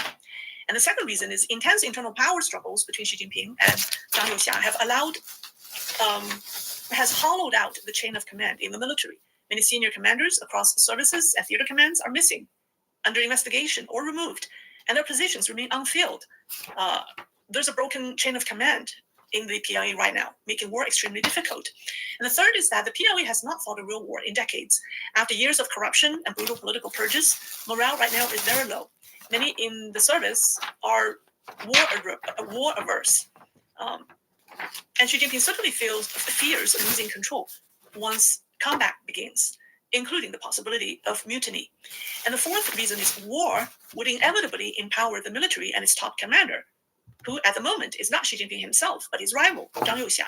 So despite their life and death political struggle, Zhang has gone along with Xi's war rhetoric because war preparation brings him more resources and strengthens the military. So both men understand this. A real war would tilt the internal power balance toward General Zhang. Fifth, and this is a major reason, the CCP elites have enormous wealth parked overseas, particularly in the United States and its ally countries. A Taiwan war would trigger severe international sanctions, meaning frozen or confiscated assets in the West. Now, these people are a fierce anti-war. These people form a fierce anti-war force within the CCP, and they will do what they can to stop Xi Jinping. So for all these reasons, starting a war is an extraordinarily difficult decision for Xi Jinping. But here's the scary part. I think whether she starts a war may not be a fully rational decision at all. It could be sudden, emotional, it could be reactive or accidental, depending on how the people on the front line react to each other or react to CCP's provocations. And that unpredictability is what makes the situation dangerous. But here's my $1 million, however, but there's another huge variable that often gets overlooked: war economics. The question is, does the CCP actually have enough money to fight and survive a war? So let's talk about that. This is what I have been working on for the past couple of days. Let's quantify China's wartime economic model. Once war breaks out, Beijing would declare nationwide wartime martial law. Economically, this means rationing, coupons, and strict hierarchy. At the very top would be 2 million red aristocrats, who are the party elites and their families. The second tier would be about 80 million people who work for the regime: civil servants, SOE employees, police, and armed forces.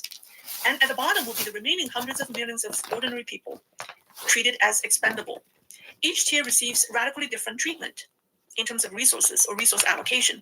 The top 2 million people enjoy unlimited access to supplies. The middle tier, the 80 million party insiders, maintain an acceptable life. Enough food, warmth, and stability. The bottom tier are left with nothing. They live on the edge of hunger and cold. And so in this model, the 80 million government employees, or you could say CCP insiders, are the key. They are the backbone of the regime, at least from the perspective of the 2 million red aristocrats. As long as these insiders remain loyal, controlling the military, police, propaganda system, and censorship, the regime remains stable. The hundreds of millions below them have no realistic chance of resistance. So the real question becomes, can the CCP still afford to keep those 80 million people loyal? If it cannot, if the insiders themselves revolt, the system collapses. If the CCP cannot even pay public sector salaries, or a decent one, right, to keep people not from going hungry, or not having anything to eat, or not being able to stay warm. So it has to give these people a decent salary so that they can live an acceptable life. So if they cannot even pay them, then the regime cannot maintain order. So here's what I found. Okay, so there's a fiscal breaking point. Let's talk about that. There's a Chinese financial analyst who developed a method to calculate how much economic decline the regime can withstand before losing control. His methodology was solid, but some of his data had discrepancies. I corrected those, applied my own assumptions, and the conclusion is this: even if China's total fiscal revenue were cut in half, the regime can still support its party insiders. Now, apply this concept to a wartime model. I tweaked the numbers and came up with the surprising conclusion that as long as the CCP can preserve at least half its fiscal revenue during war, it can still pay and control those 80 million party servants, and therefore keep the regime alive. So that's my conclusion. I give that to you. So now let's look at the numbers. How did I come up with that? All right, so before I show you the actual calculation, let's first understand how the CCP's budget actually works. By the way, all of the analysis came from official financial data from the Chinese Ministry of Finance. So they're all official data. Okay, so let me talk about China's budget. So maybe this is good. Okay. So China's public finances are divided into 3 main buckets. There's the government managed funds, there's the general public budget, and then there's the SOE budget. The SOE budget is relatively small compared to the other two. So for today's discussion, let's set it aside. So let's start with government managed funds. The main revenue source for government managed funds is land sales by local governments. And the money is primarily used for local infrastructure, such as urban roads, power grids, water systems, wired communications. And very importantly, it's also used to pay interest on local government debt. So in simple terms, land sales finance infrastructure, and infrastructure props up GDP growth. So as you can see, in 2020, spending under government managed funds hit a historical peak of 11.8 trillion yuan. Then the real estate bubble burst.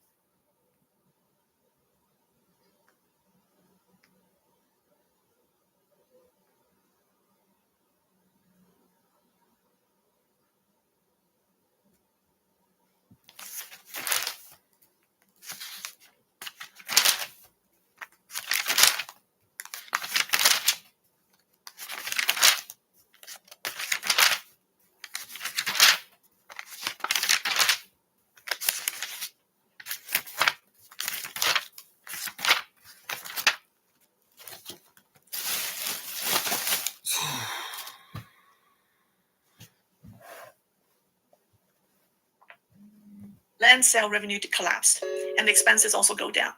But local governments didn't stop spending. Instead, they filled the gap by issuing massive amounts of what's called special purpose bonds. And those bond expenditures are also counted under government managed funds expenses. So that's why total spending in this category has stayed around 10 trillion yuan without a sharp decline. And its share of the total fiscal spending has remained consistently around 26%, as you can see in the chart. By the way, the government managed fund revenue last year was only about 6.2 trillion yuan, leaving a deficit of roughly 4 trillion, because land sales fell, but spending did not fall proportionately. Now, here's something crucial. According to multiple former CCP officials, a large portion of the infrastructure spending is embezzled. In some projects, only 10% of the budget is actually spent on construction. The rest quietly turns into personal assets for corrupt officials at various different levels. The central government knows this. So in a wartime scenario, this entire category becomes an obvious target for cuts, because when the war breaks out, the GDP goal is obsolete, right? So in that case, Beijing can freeze interest payments, and infrastructure projects can be halted overnight. So in a wartime economy, the bulk of this 10 trillion yuan in government managed funds will be slashed. So let's assume 90% of it gets cut, okay? So let's move to the next bucket, the general public budget. And that's where the real money is. And this is the core of CCP spending, and it has continued to expand in recent years. In 2024, total public budget spending reached 28.5 trillion yuan, accounting for almost 74% of all fiscal expenditures. As you can see, the main funding source here is tax revenue collected by the Tax Bureau. A small portion comes from non-tax revenue, such as municipal fees and government fines. So at the end of the day, all of this money comes from ordinary people. You pay income tax when you earn a salary, you pay VAT and consumption tax, you buy things, and you pay fees for water, electricity, gas, public transportation, and so on. So every economic activity feeds into this budget. So let me come back. All right, so I just give you an overview of CCP's expenditures, right? Now, the most important work the analyst did, in my opinion, was to reorganize Beijing's public budget spending into three major categories. And the way he reorganized them is by purpose. And I followed his categorization and came up with these numbers. So let's look at the numbers. Okay, this is too small, so let me make this bigger. So we have two categories here on the screen. The first is social welfare spending, and this includes education, healthcare, housing subsidies, social welfare programs, unemployment support. So this category primarily supports the hundreds of millions of people at the bottom of society. Like I explained earlier, from the regime's perspective, during wartime, these are not priorities. So in a war scenario, the bulk of the spending will be slashed. That's what I put in the factor, the war factor. by 70%, 80%, or even 90%. Okay. And then the next category is called operating costs of the state machinery. This is the most critical category. It includes the cost of running the CCP's organs, including the 5 major political bodies from top to bottom. They are the party committees, the People's Congress, the government, the Political Consultative Conference, and the Discipline Inspection Commission. These organizations exist within the central government, the provincial government, the municipal government. So these are the massive CCP organs that employ the 80 million or parts of the 80 million people. It also, so this bucket also covers the police, courts, prosecutors, law enforcement system, and of course the military. This is the money that keeps the 80 million insiders loyal. So most of this spending would remain untouched, but still I tweaked it a little bit. For example, I cut public and community services by about 30%. But then I increased the budget, increased the spending on public security, national defense, and crisis management. In some cases, I doubled it because that will be what the CCP will be spending on during time of war. Okay, so that's the second bucket. The next one is what the analysts call economic spending and resource allocation.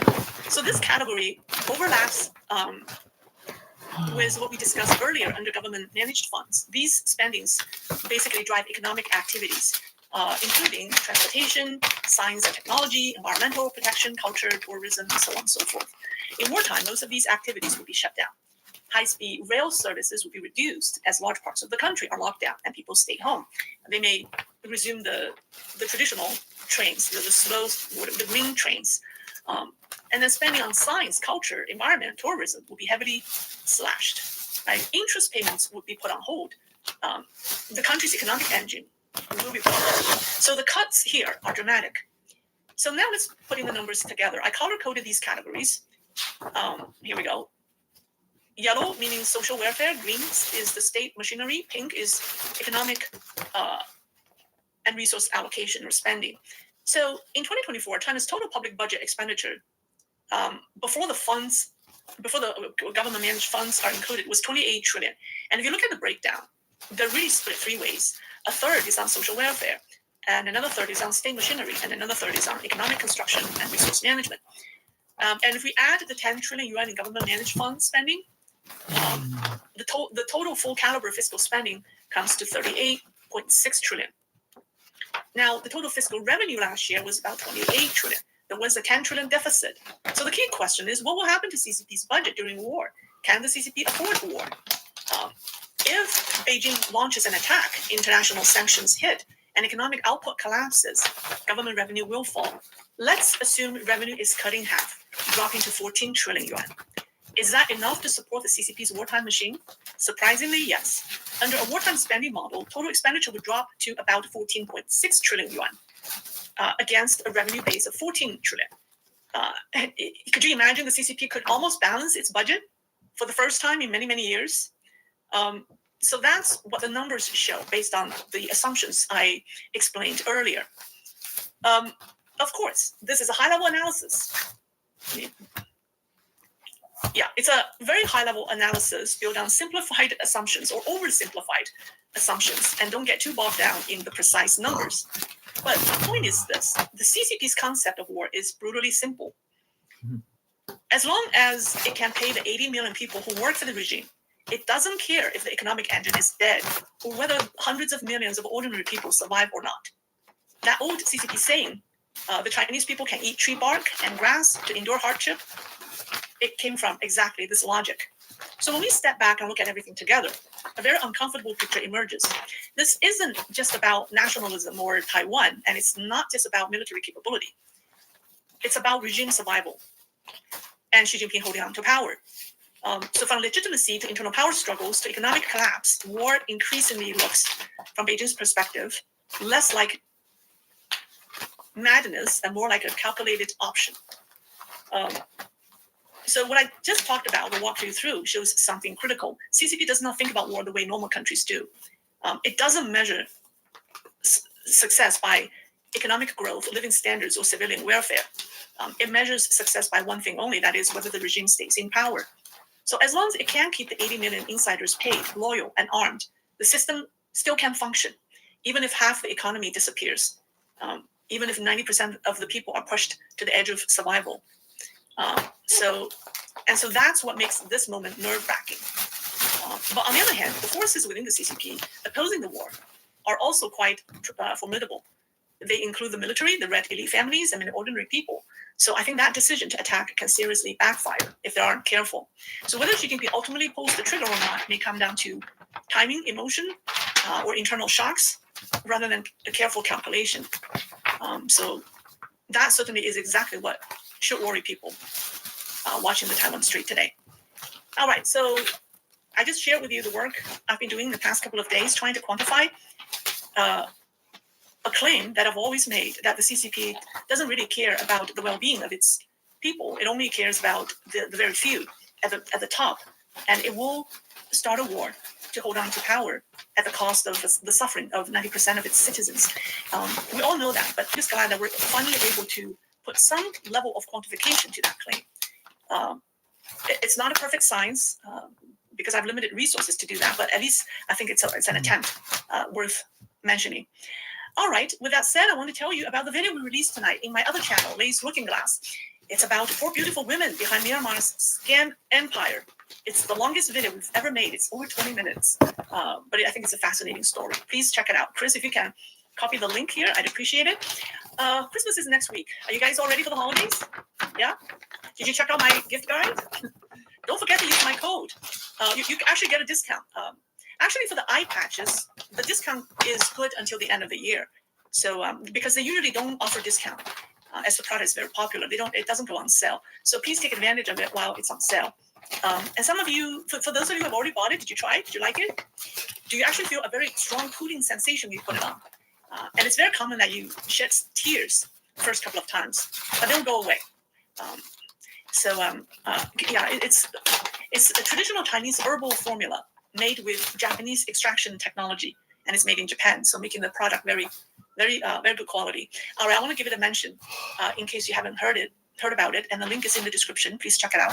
The discount is, I believe, it's 10%, and it lasts until the end of the year. Okay, all right, let me see what people have for me.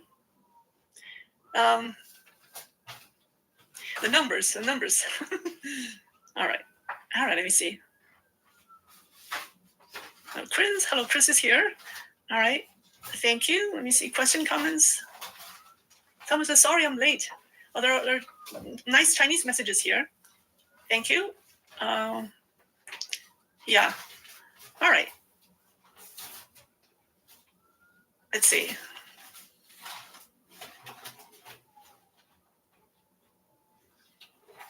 Jack Party Olson.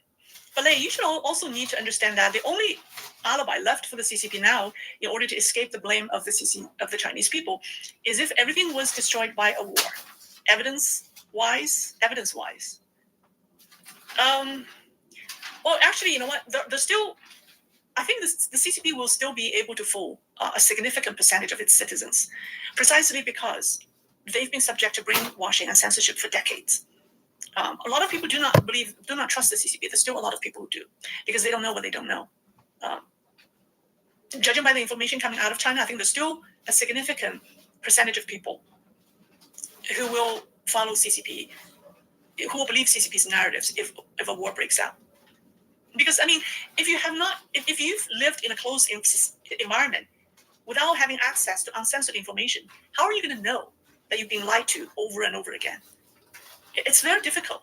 Even if when someone tells you that your government has been lying to you, it will be too shocking for them to digest everything overnight. It will take time. So there's still a lot of people who do not know the truth in China. All right.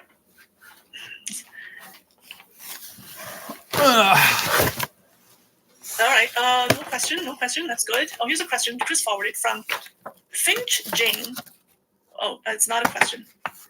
Okay. All right. Question: how passionate is the general population about recapturing Taiwan? Do they support the crackdown on Hong Kong, or do they want to go to war and sympathize with freedom for Taiwan and Hong Kong? Of course, the view is mixed. You know, there are those people who have maybe traveled to outside China, who have interacted with the rest of the world. They know that that the war is not a good idea, but a significant percentage of the population still doesn't know. But interestingly, I should tell you that lately the Chinese internet has been a different place. People are all of a sudden very vocal. Some of the Chinese are leaving comments. I think in the social media accounts of foreign embassies in China, Chinese are saying that, saying things like, "We will defend Taiwan for any." They say things that look politically correct on the surface, but actually it's meant to make fun of the CCP. So they things like, "We will defend Taiwan's freedom," or "We will defend Taiwan. We will not allow any foreign forces to take over Taiwan." Yeah, Chinese people are openly expressing their willingness to defend Taiwan. I have never seen anything like that before. Mainland Chinese defending Taiwan's freedom, against foreign forces. And that foreign forces isn't Japan, isn't the United States, it's the CCP. Because the CCP came from Soviet Russia and Germany, because communism was born in Germany. So yeah, I think this happened in the last couple of days. People are flooding the social media saying that we will defend Taiwan against foreign forces, without specifying who the foreign forces are.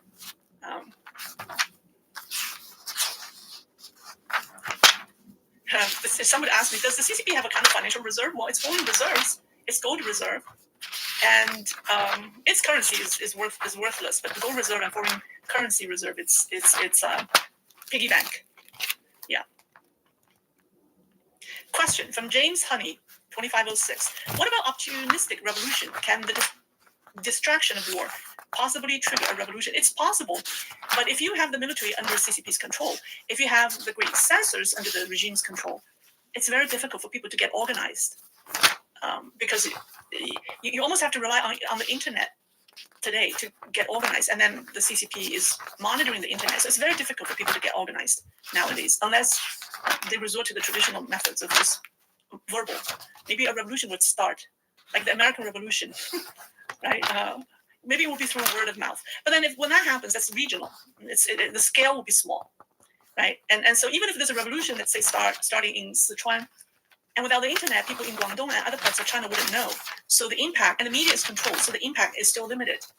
So that's why technology, when controlled by a bad regime, is very detrimental.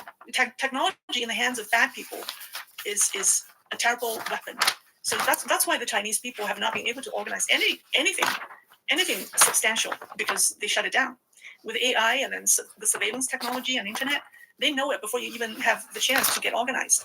So that's why it's very difficult. And that's why they're gambling that if they somehow take care of this 80 million people, then they have everyone under control. That's their calculation.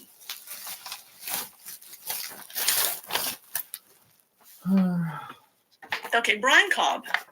Your analysis is quite disturbing. Worse is the current deficit in the U.S. Navy's Pacific Fleet strength. The U.S. Navy is struggling to build more frigates. Yeah, that's true. But the Chinese Navy is losing its commanders. The Chinese Navy, it could be paper tiger. So in the end, it will be a competition, and it boils down to who's struggling more. The one who's struggling more will lose in the end. Both are struggling. All right. Christopher from Nonama 1. What would you think would be a proper way for the Chinese population to have a more well-rounded understanding of the internal politics? Break down the internet firewall. Let them access uncensored information. Yeah. Let them access YouTube, X, or Twitter, or Facebook without censorship. If they can, then the regime will be over in a matter of days. They know it. That's why they censor everything so stubbornly. All right. Okay. I think I reached the bottom. There's a question forwarded by Chris from Netflix going, when CCP collapses, which city do you think will recover first? Shanghai or Hong Kong? I think Hong Kong, of course. Because people in Hong Kong, they have lived in freedom. They know what life should be like. But people in Shanghai have not been, even though they're very westernized. It's the most westernized city in China. But people in Shanghai, people in Hong Kong are completely different. So yeah, I think it's Hong Kong. If you compare Shanghai to Hong Kong, I think definitely Hong Kong. Okay. Someone said, Judith McDonald, the CCP has given Canada many reasons to distrust them. So do you think we should consider trading with them again? When you say we is Canadian, are you Canadian? Oh, Canada is so terribly infiltrated by the Chinese. There are two Western countries that I'm most concerned with. One is Canada and the other is Australia. Canada and Australia are terribly infiltrated by the Chinese. The UK is also equally bad. By comparison, the United States is probably a little better. But Canada, Canada, Australia, the UK, these are the three Western countries that I worry the most. What about South Korea? For Asian countries, South Korea is bad. Taiwan, but Taiwan has, because people in Taiwan, because they've been subject of harassment by the CCP for decades. So some people have, they don't trust the CCP. So in a way, Taiwan, even though Taiwan is a bigger target for the CCP, but people there are on alert, unlike the South Koreans. So Taiwan, South Korea. Yeah. Okay, here's a question from Queen Sammy. Where did that question go? Queen Semiramis 6083. They, instead of trying to take over Taiwan, which can be costly, with an uncertain outcome, why not take Eastern Siberia instead? This would be an easy target. Excellent question. That's what a lot of Chinese say. Eastern Siberia, or that's a good question, but it wouldn't, because of it doesn't, that region, because CCP's interest in Taiwan isn't territorial, it's political. It has to do with its legitimacy to rule China. So it's not territorial at all. All right. How about we end it here? Oh, here's a question. Seek the truth. Disturbing. Who can stop this from happening? What measures could stop this? Who? How? What? There is a percentage of success in winning risk calculation. How long could they fight?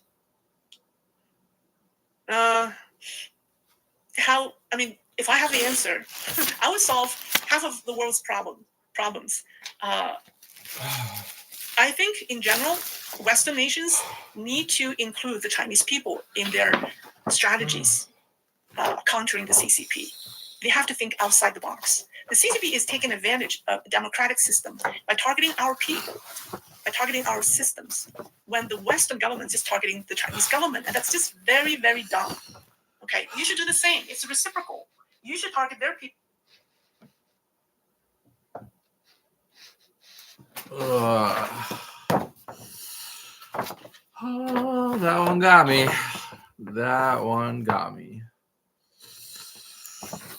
Who?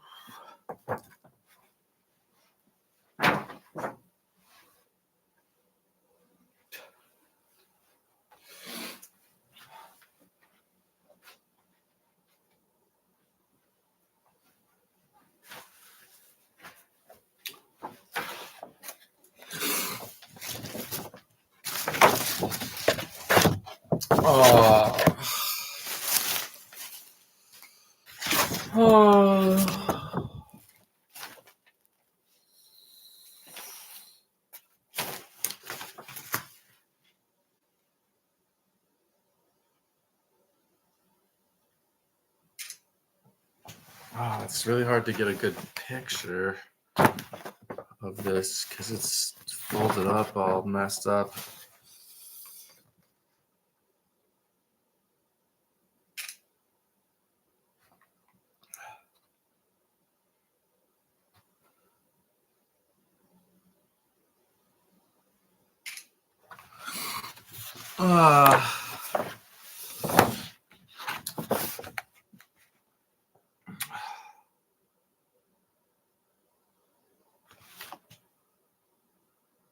Holy shit. How?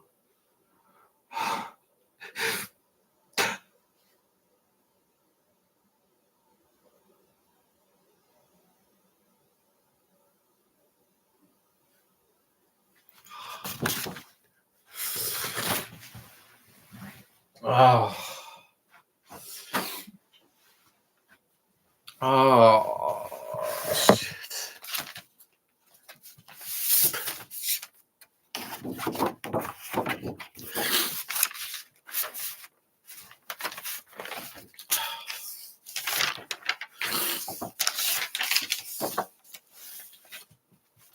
All right, we're all done with that video. So,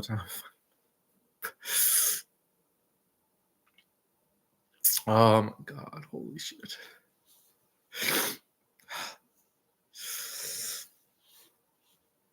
Ah.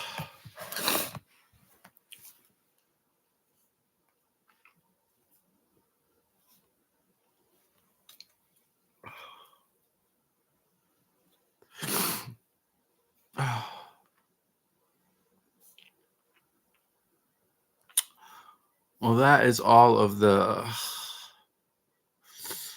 Chinese videos for today. Oh, there might be new ones that I haven't seen yet. Here we go. Here's one. That's a good one. That's another good one. It's getting to the point where every single video about China I want to watch again.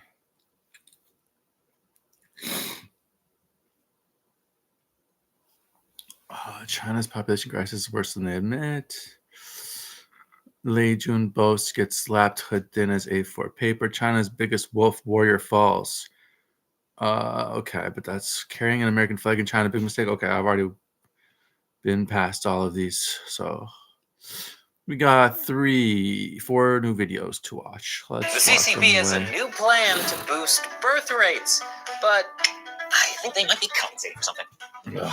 Welcome to China Uncensored. I'm Chris Chappell. Christmas is almost here, so don't buy a gift made in China that will support China's military. Buy Made in America. Get a copy of my Unmade in China Christmas shopping catalog full of ideas for presents that aren't made in China. Link is below. So China is facing a demographic crisis of massive proportions as fewer babies are born and more people become elderly. The future for China's social services, economic ambitions, and, let's face it, political ambitions look dire. But never fear. The Chinese Communist Party is here, and they have a solution. A tax on condoms. This might be one of the strangest stories I've ever covered. Okay, now this isn't actually a new tax, despite how the headlines are reporting it.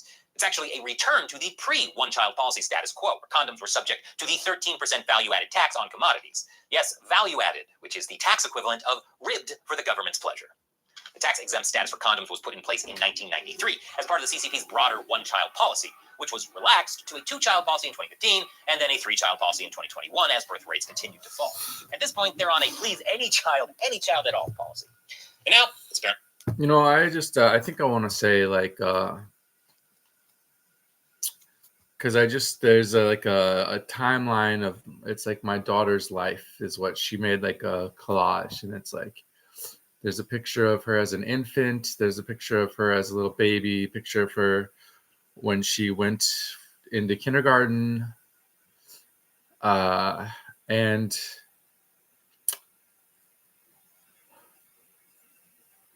you know, I was there for each of those moments in her life when she was like, are you leaving?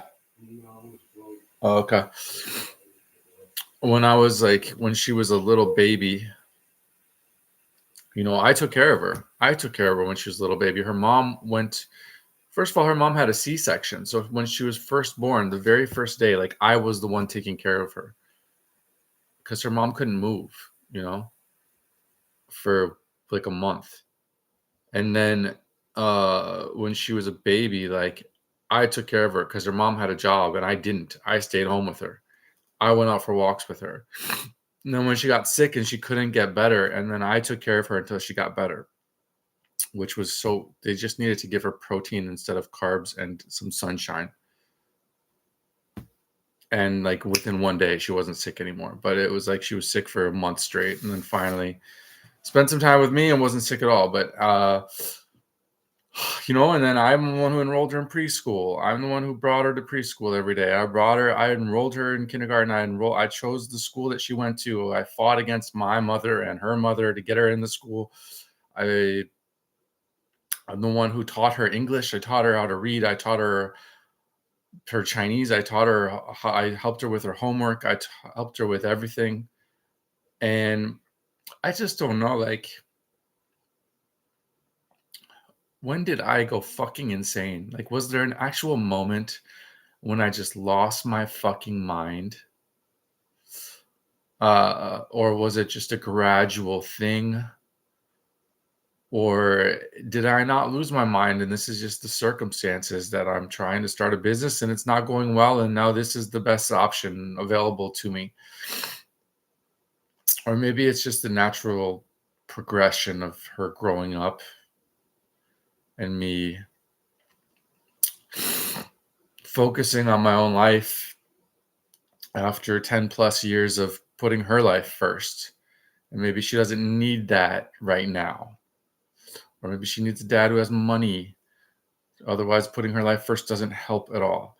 I don't know how it was that for so long I could put her life first and make her the priority. And I knew that that was the right thing to do. And then at some point, it all just fucking slipped away. I couldn't hold on to that mentality anymore. I couldn't hold on to that. I don't know. I just don't know how things came to be the way they are. But honestly, I don't know that things are bad. Things are up in the air. They might be good, they might be bad. But there's no reason to assume that they are bad right now. So it's fine, but I mean, we really had a very special bond. My daughter and I, we spent a lot of time together. I took her on the bus 2 hours every day to get to school, 2 hours to go home. I woke her up at 4 a.m. We had to walk out into like the freezing cold Minneapolis in the middle of wintertime, get on a city bus. And then we were stuck in a little tiny studio apartment together in one room for 2 years during the lockdowns. And at the time, it kind of seemed like hell, but looking back, might have been the best time of my whole life. I wouldn't mind going and hanging out with my little 6-year-old girl. Again, hey, do you have a cigarette I can get? Yeah. Oh, man, that fucking got me, bro.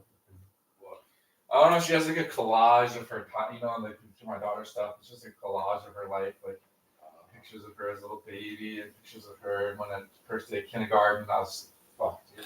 Reminiscent. Oh. Yeah.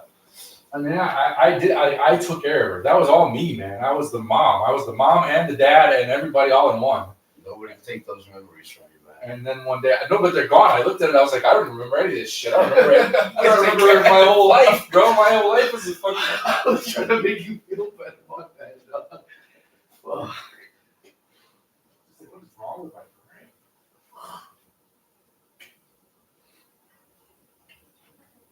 But seriously, like, did I go insane at one point in time, or am I just slowly going insane? Dementia. Or you think so? Yeah. Or is it? Oh, you got it. You don't remember anything. I don't remember anything. I will take a quick shower. Yeah. All right. Here we go. Thanks for the cigarette.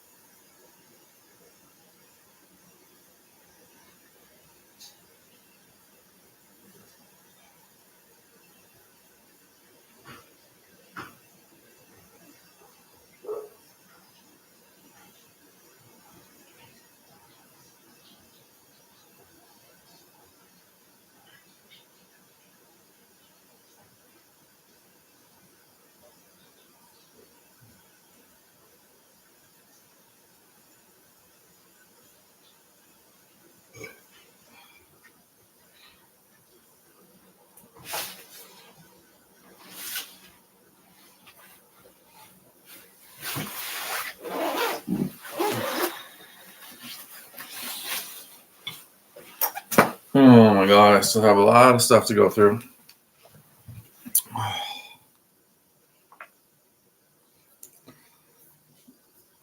To put their money where their mouths are and put the tax back on condoms. Of course, the CCP isn't specifically saying that this is about boosting birth rates.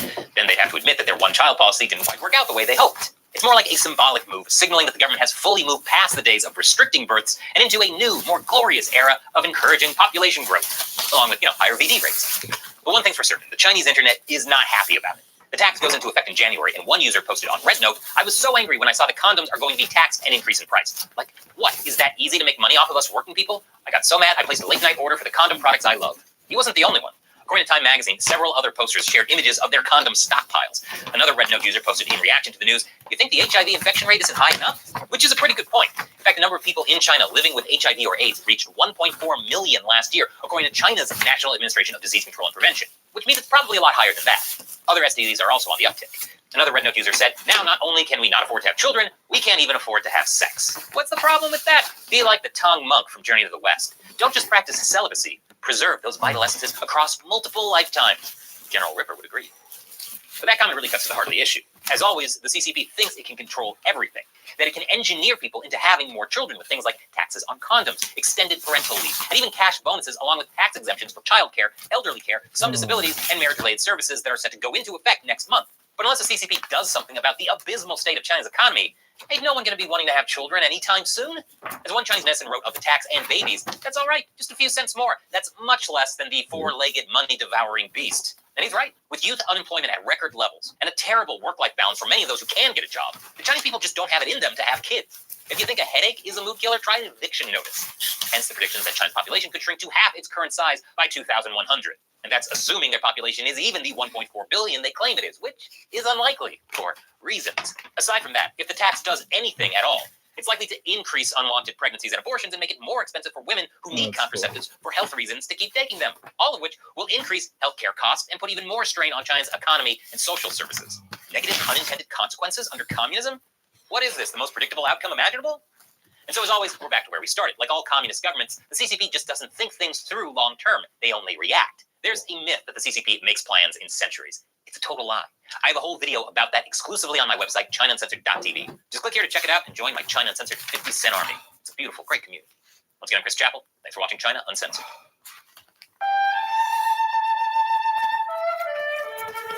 Hi friends, welcome to China Unveiled, Truth Beyond the Bamboo Curtain. Have you ever looked at the label on your medicine bottle? Maybe it's an antibiotic, a pain reliever, or even a vitamin. You probably see the name of a big, familiar pharmaceutical company.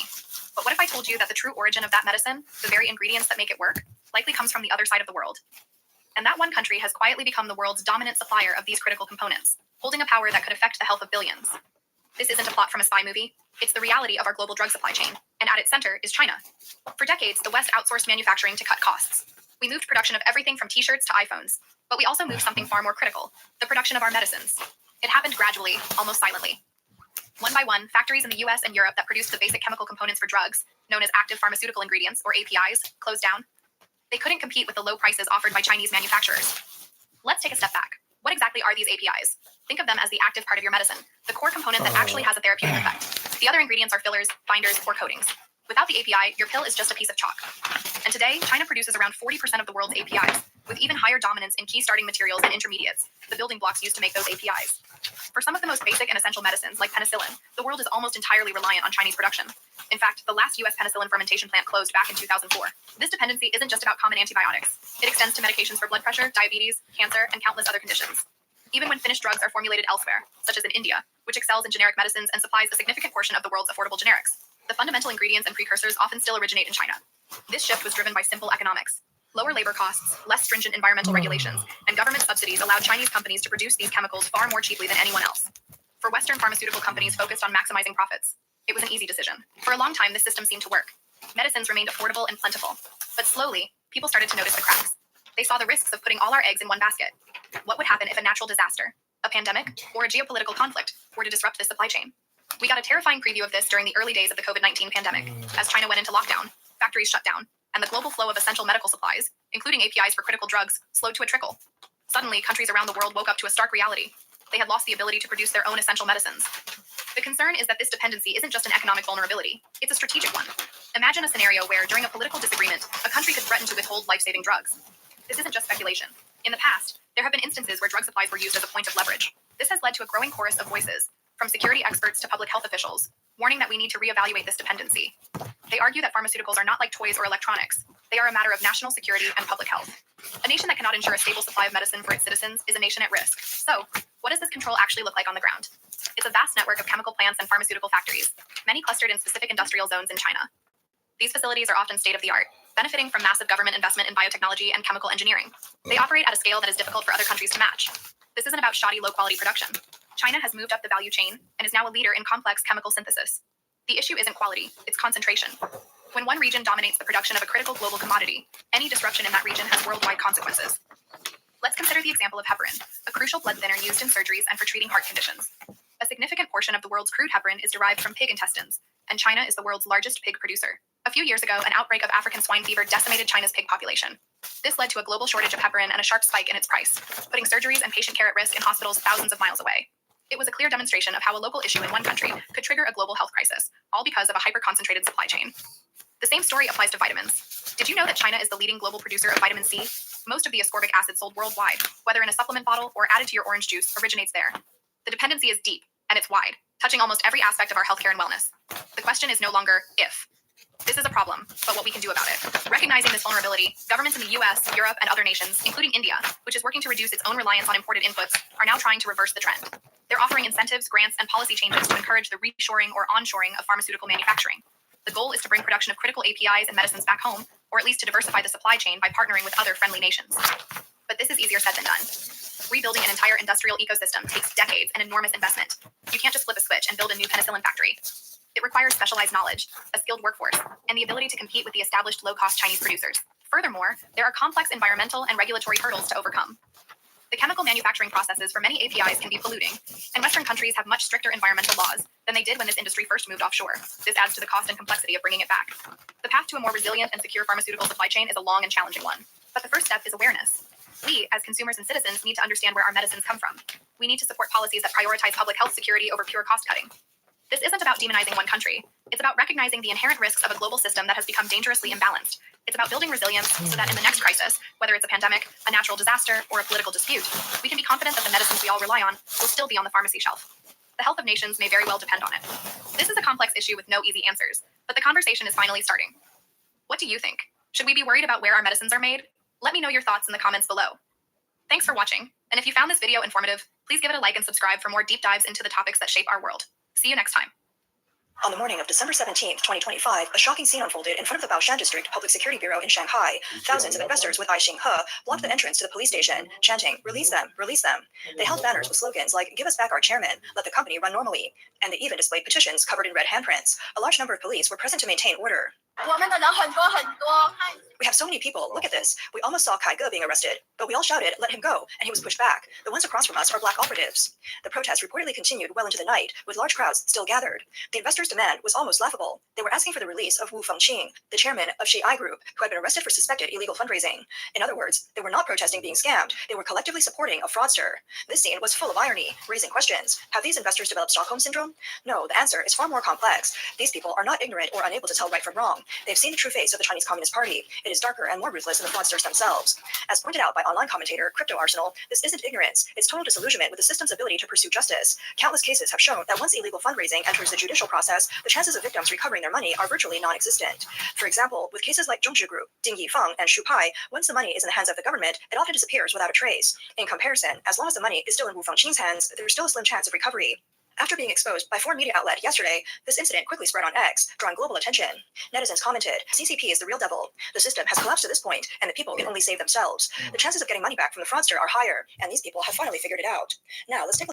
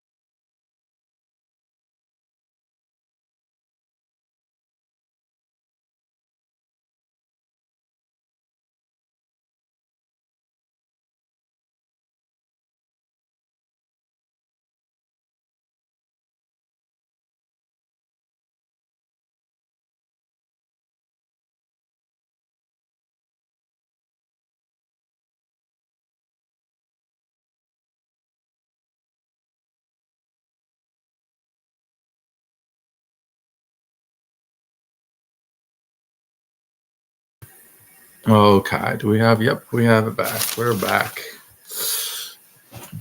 Oh, we got a lot more to go through.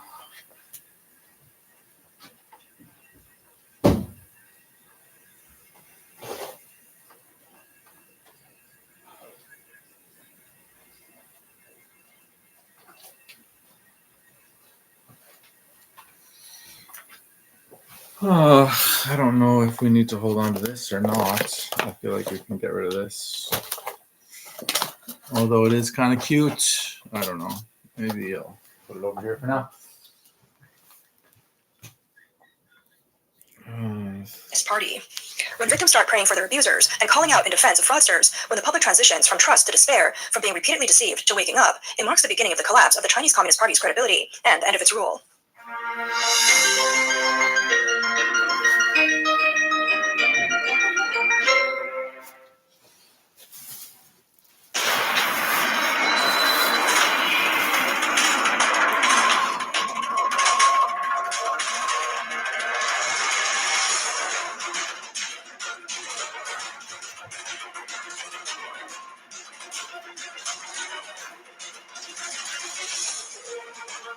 It's all covered in today's China Treats. Today we return with a story that is drawing growing attention far beyond Africa's borders. Across the continent, a deep sense of frustration is quietly reaching the surface, an anger that did not appear overnight, but accumulated over years beneath the language of shared development and win-win cooperation. From East Africa to the Southern Islands, voices that were once hopeful are now questioning the true cost of foreign influence. What was once welcomed as investment and opportunity is increasingly viewed by many locals as dependency, imbalance, and loss of control over their own future. That tension has now erupted most visibly in Madagascar. Off the southeastern coast of Africa, the island nation has been thrown into turmoil. In the capital, Antananarivo, fear and unrest spread rapidly as fires broke out across commercial districts. Multiple shops and warehouses linked to foreign businesses were destroyed. Streets were reduced to ash, and residents fled amid sirens, smoke, and debris. According to local reports, damages reached staggering levels, and scenes of panic unfolded outside diplomatic compounds as people sought evacuation. A country once considered stable and cooperative suddenly found itself asking how things had reached this breaking point. Behind the chaos lies a reality many had warned about for years. Unemployment has climbed relentlessly. Food prices have surged beyond what ordinary families can afford, and daily survival has become a struggle. At the same time, large foreign-funded shopping centers and import businesses dominate urban areas, leaving local merchants unable to compete. We simply can't survive anymore, one shop owner said quietly, staring at empty shelves. For many, development arrived, but only for a select few. Critics argue that strong political backing, preferential access, and low-cost labor allowed major foreign companies to crowd out local businesses. Farmers say land was taken for mining projects with little compensation. Fishermen claim industrial fleets emptied the seas they once depended on. What was promised as mutual growth came to feel, for many, like exclusion. Protesters in the capital chanted slogans calling for economic sovereignty, while some residents tried to shield innocent shop owners from violence, revealing the complexity of emotions on the ground. As unrest spread, similar scenes emerged in other cities. Ports were disrupted, warehouses looted, and protests over labor conditions escalated into clashes with police. Emergency measures were declared, yet power outages and communication shutdowns only deepened the sense of instability. Amid the destruction, one shop owner stood before the ruins of his livelihood and said softly, 5 years of work disappeared in a single night. There was no rage, only exhaustion. At airports, ticket prices soared as thousands tried to leave. But beyond the immediate crisis, a larger question echoed across the continent. Did this wave of investment truly deliver prosperity, or did it create dependence and division? That question is now being asked not only in Madagascar, but across Africa. In recent years, videos showing abusive treatment of local workers at foreign-run sites have gone viral, igniting outrage. Why are we treated as inferior in our own country? One worker asked, a sentiment that resonated widely. In rural regions, ancestral lands have been fenced off. Along coastlines, industrial fishing has left local communities with empty nets. Official statements describe cooperation and progress, yet many citizens experienced something very different. What unfolded in Madagascar was not random destruction. It was the eruption of long-suppressed inequality. For years, economic gains were concentrated among elites, while ordinary people were left behind. When frustration builds for too long, it no longer negotiates, it explodes. Young people flooded the streets, shouting that they wanted their future back. While some actions crossed lines, many insisted their anger was directed not at individuals, but at a system that ignored them. Similar tensions are surfacing elsewhere. Workers strike over unfair conditions, citizens protest mounting debt, and communities demand accountability for environmental damage. These events are not isolated, they are connected.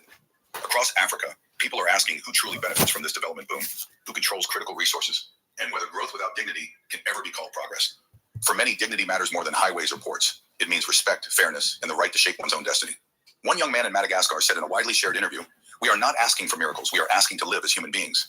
His words resonated far beyond the island, echoing across borders. What is happening now is not a short-term crisis. It is part of a broader reckoning over power, sovereignty, and the meaning of development in the modern world. As the flames fade, difficult questions remain. Trust, once lost, is not easily restored. Officials may dismiss unrest as isolated incidents, But the faces of ordinary people tell a deeper story. The lesson is clear. Development without fairness cannot last. Infrastructure may connect land, but only trust connects societies. The events in Madagascar serve as a warning. A sure warning, not just to one nation, but to the world. No vision of progress can succeed if it is built on silence, imbalance, and disregard for human dignity. Thank you for watching until the end. China Truths Channel will continue to bring you in-depth analysis of global events. Share your thoughts in the comments, and don't forget to subscribe and turn on notifications so you won't miss our next update. Tension is rising among Chinese residents in Japan. Experts warn that under the newly revised business manager visa rules, up to 20,000 Chinese families could face deportation within 3 years. Join An Hong as we dive deep into this unfolding crisis shaking communities across Japan. A shocking announcement has rattled the immigrant community. Japan is overhauling the business manager visa. Starting October 16, 2025, the new rules will drastically tighten requirements, effectively closing a loophole that allowed many foreign residents, particularly Chinese, to secure long-term residency with minimal effort. For those already living in Japan, the changes feel devastating. Existing visa holders get only a 3-year grace period to meet the stricter standards, or risk being forced to leave. Once the news broke, Chinese groups on WeChat, X, and Xiaohongshu erupted with panic. Dreams of permanent residency shattered overnight, triggering a wave of sudden departures. Families who just arrived are now scrambling to pack, selling belongings, apartments, and even homes. Children report classmates disappearing from Japanese language schools. Many are seeking new lives in Spain, Thailand, or Germany, while others reluctantly return to China. Affordable furnished apartments previously held by departing families are snapped up by newly arriving Chinese renters. The once stable path to residency in Japan has turned into a high-stakes scramble for survival. The visa crackdown extends beyond the business manager visa. Skilled worker, engineer specialist in humanities international services, and student visas are also facing higher rejection and cancellation rates. Even those who previously assumed their visa guaranteed safety now face abrupt hurdles, with some being ordered to leave Japan immediately. The business manager visa has been hit hardest. Authorities discovered many companies had no real operations or failed to meet basic tax obligations. Japan's Immigration Services Agency emphasizes the visa's purpose: genuine business activity backed by real capital and management capability, not just a route to residency. The new rules bring sweeping changes. 1. Investment requirement skyrockets from 5 million yen, USD 33,000, to 30 million yen, and USD 200,000. 2. Employee requirement. Each company must hire at least one full-time Japanese staff member earning at least 3 million yen a year, USD 20,000. Foreign workers don't count. 3. Language proficiency. At least one staff member must have JLPT N2 or higher. 4. Business owner credentials. Applicants must have 3+ years of entrepreneurial experience or a master's degree in business-related fields. 5. Certified business plans only. No more fabricated or unqualified submissions. Plans must be approved by government-recognized professionals. Even those in the process of applying for permanent residency must now comply with these updated rules. The Japanese government is acting fast, signaling a decisive overhaul. What started in 2005 as a flexible visa to attract foreign investment and talent with minimal barriers has now become a rigorous system that leaves thousands of Chinese families uncertain about their future. Why thousands of Chinese families rushed to Japan? At first, few noticed it. But everything changed in 2015 when Japan rebranded the program as the Business Manager Visa and included it in the highly skilled professional system. Suddenly, foreign entrepreneurs could bring their families, with children enjoying free public education and healthcare. Japan's world-class social welfare, universal health insurance covering 99% of residents, tuition-free schooling up to high school, and generous unemployment benefits made it irresistible. A Shanghai businessman recalled, "With just 5 million yen, I opened a trading company. My child attended public school, medical expenses were reimbursed. It was far cheaper than buying property in Canada." Back then, visa approvals were lenient. As long as your business existed and taxes were filed, renewals were almost guaranteed. Word spread fast. Say, applications skyrocketed from a few hundred to thousands. In 2015 alone, the Immigration Services Agency recorded over 10,000 applications, with Chinese citizens making up 30%. By 2016, 5,000 Chinese applied, and the number surged to 20,000 by 2023. At first, Japan welcomed these investors as a boost to the economy. But for many Chinese, the visa represented more than opportunity. It was a lifeline. Facing political pressure, economic stagnation, weak social protections, and constant risk of asset seizure under the CCP, a stable immigration path became a rare escape. Japan offered security, the chance to run a legitimate business, an exit strategy, and a safe environment for their children's education. To them, the business manager visa was not just a permit, it was a ticket to freedom. Life in Japan delivers tangible benefits. Children receive free schooling, medical costs are covered, hospital meals included, prenatal and childbirth care is fully supported, and the elderly pay just 10% of treatment costs. Home ownership is complete, including the land, with fully furnished safe houses ready to move in. Environmental standards are strict. Construction is complete, and food is rigorously regulated, reasons why Japanese enjoy such long lifespans. All these advantages come simply from holding a long-term visa. No citizenship change needed. Social platforms were flooded with testimonials. On X, a Beijing mother shared, "My child's tuition is free, and a flu checkup costs just 100 yen, $0.66. Xiaohongshu featured guides showing that with only 250,000 RMB, families could start a company, immigrate together, and enjoy healthcare, education, and daily life perks. Chinese creators celebrated their new life, while intermediaries in Tokyo and Osaka promoted no Japanese language required, no experience needed, even tiny family businesses accepted. Some even helped forge business plans, degrees, or hired dummy employees to exploit loopholes. The appeal was obvious: low barriers, clear financial requirements, full family immigration, and comprehensive welfare. Anyone over 18 with no criminal record could apply, invest only 500,000 yen, 250,000 RMB, run a business, and bring the entire family into Japan's education and healthcare system. Whether through genuine appreciation or savvy marketing, countless Chinese shared their success, proving that Japan's visa system once offered a life-changing opportunity. Japan cracks down on Chinese entrepreneurs. The business manager visa scandal exposed. Many Chinese applicants didn't realize that in today's hyper-connected society, their actions don't go unnoticed.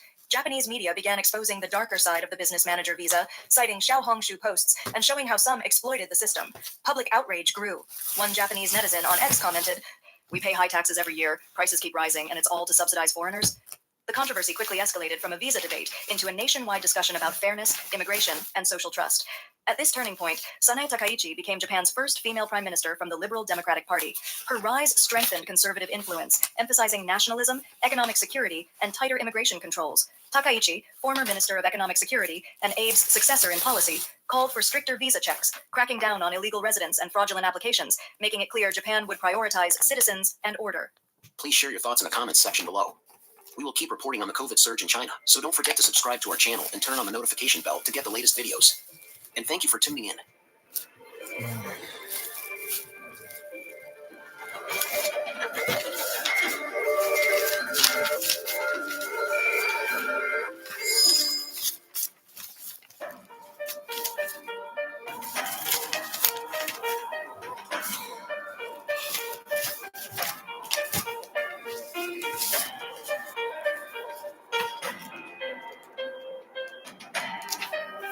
It's all covered in today's China Truths.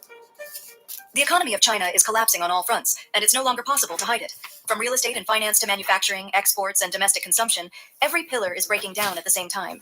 This is no ordinary slowdown. It's a full-scale structural crisis where confidence across society and markets is rapidly disintegrating. Stop overhyping Sanya. The collapse is already happening in plain sight. This place cannot replace Hong Kong, cannot rival Singapore, and stands no chance against Dubai. December 8th, 2025, marked the first day of Hainan's so-called...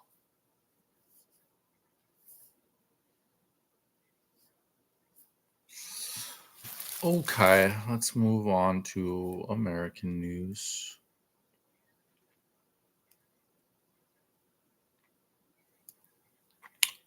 There's a live stream of, I think, Minneapolis police on patrol. Minnesota State Patrol. That's kind of crazy. Flu cases in Minnesota spike just as holiday travel begins. I feel flu-y.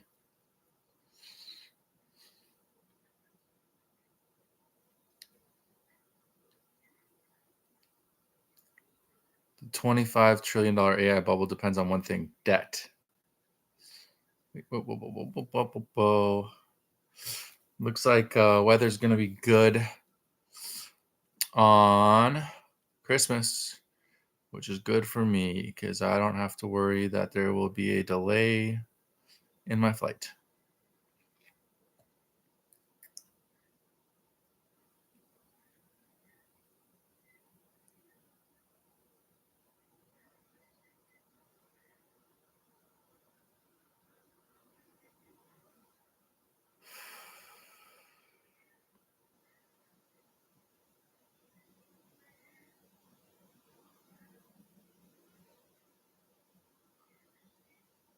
Erica Kirk brings out special guest Nicki Minaj.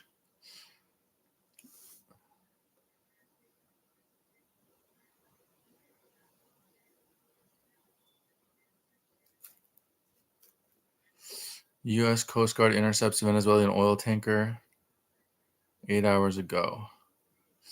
All right, we'll give it a listen. Why not? It seems like I have a lot of work to do, so might as well. France's army makes 0 cents. Russia's military shocked. Russia's bad loans explode. Mr. Joe blogs.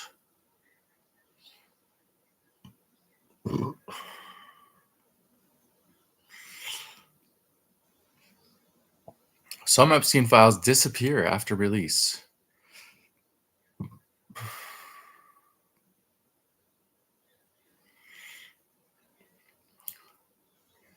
Experts reveal why the world is on the brink of World War III. Ukrainian drones strike a Russian patrol boat. Okay. Why not?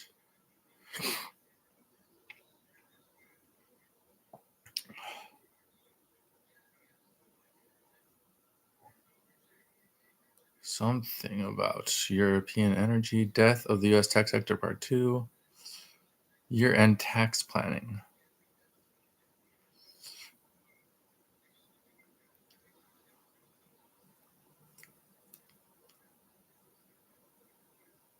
Can Governor Walz win a third term? Hopefully, I don't care. Trump administration official reveals incredible breakthroughs in energy. Trump is having a propaganda rally.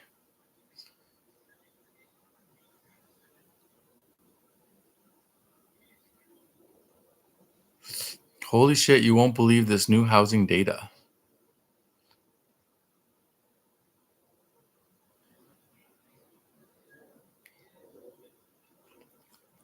Millions of Americans set for holiday travel, including one right here.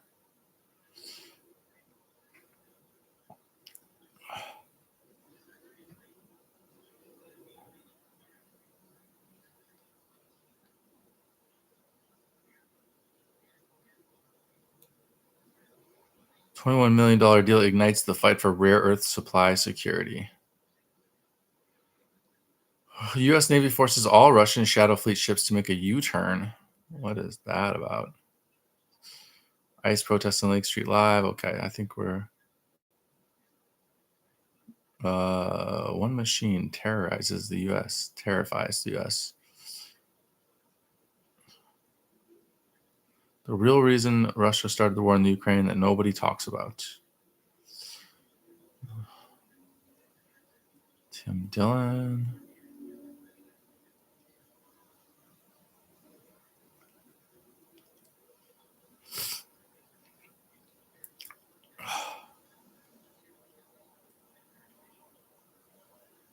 All right, we are back to the beginning. But I really do want to try to find the videos from before. There we go. 1 day ago, 1 day ago, 2 days ago, 2 days ago, 2 days ago, 2 days ago, 2 days ago, 2 hours ago. Okay, so right here. Fox Business Alert: Chicago Fed head Austin Goolsbee pivoting from interest rate hawk to dove after the latest consumer price index report. That's inflation at the consumer level showed inflation rose at a 2.7% annualized rate last month versus a prior pace of 3%. At the Fed's last policy meeting, Goolsbee voted against cutting interest rates, but yesterday he sang a different tune on the Playman Countdown. Listen.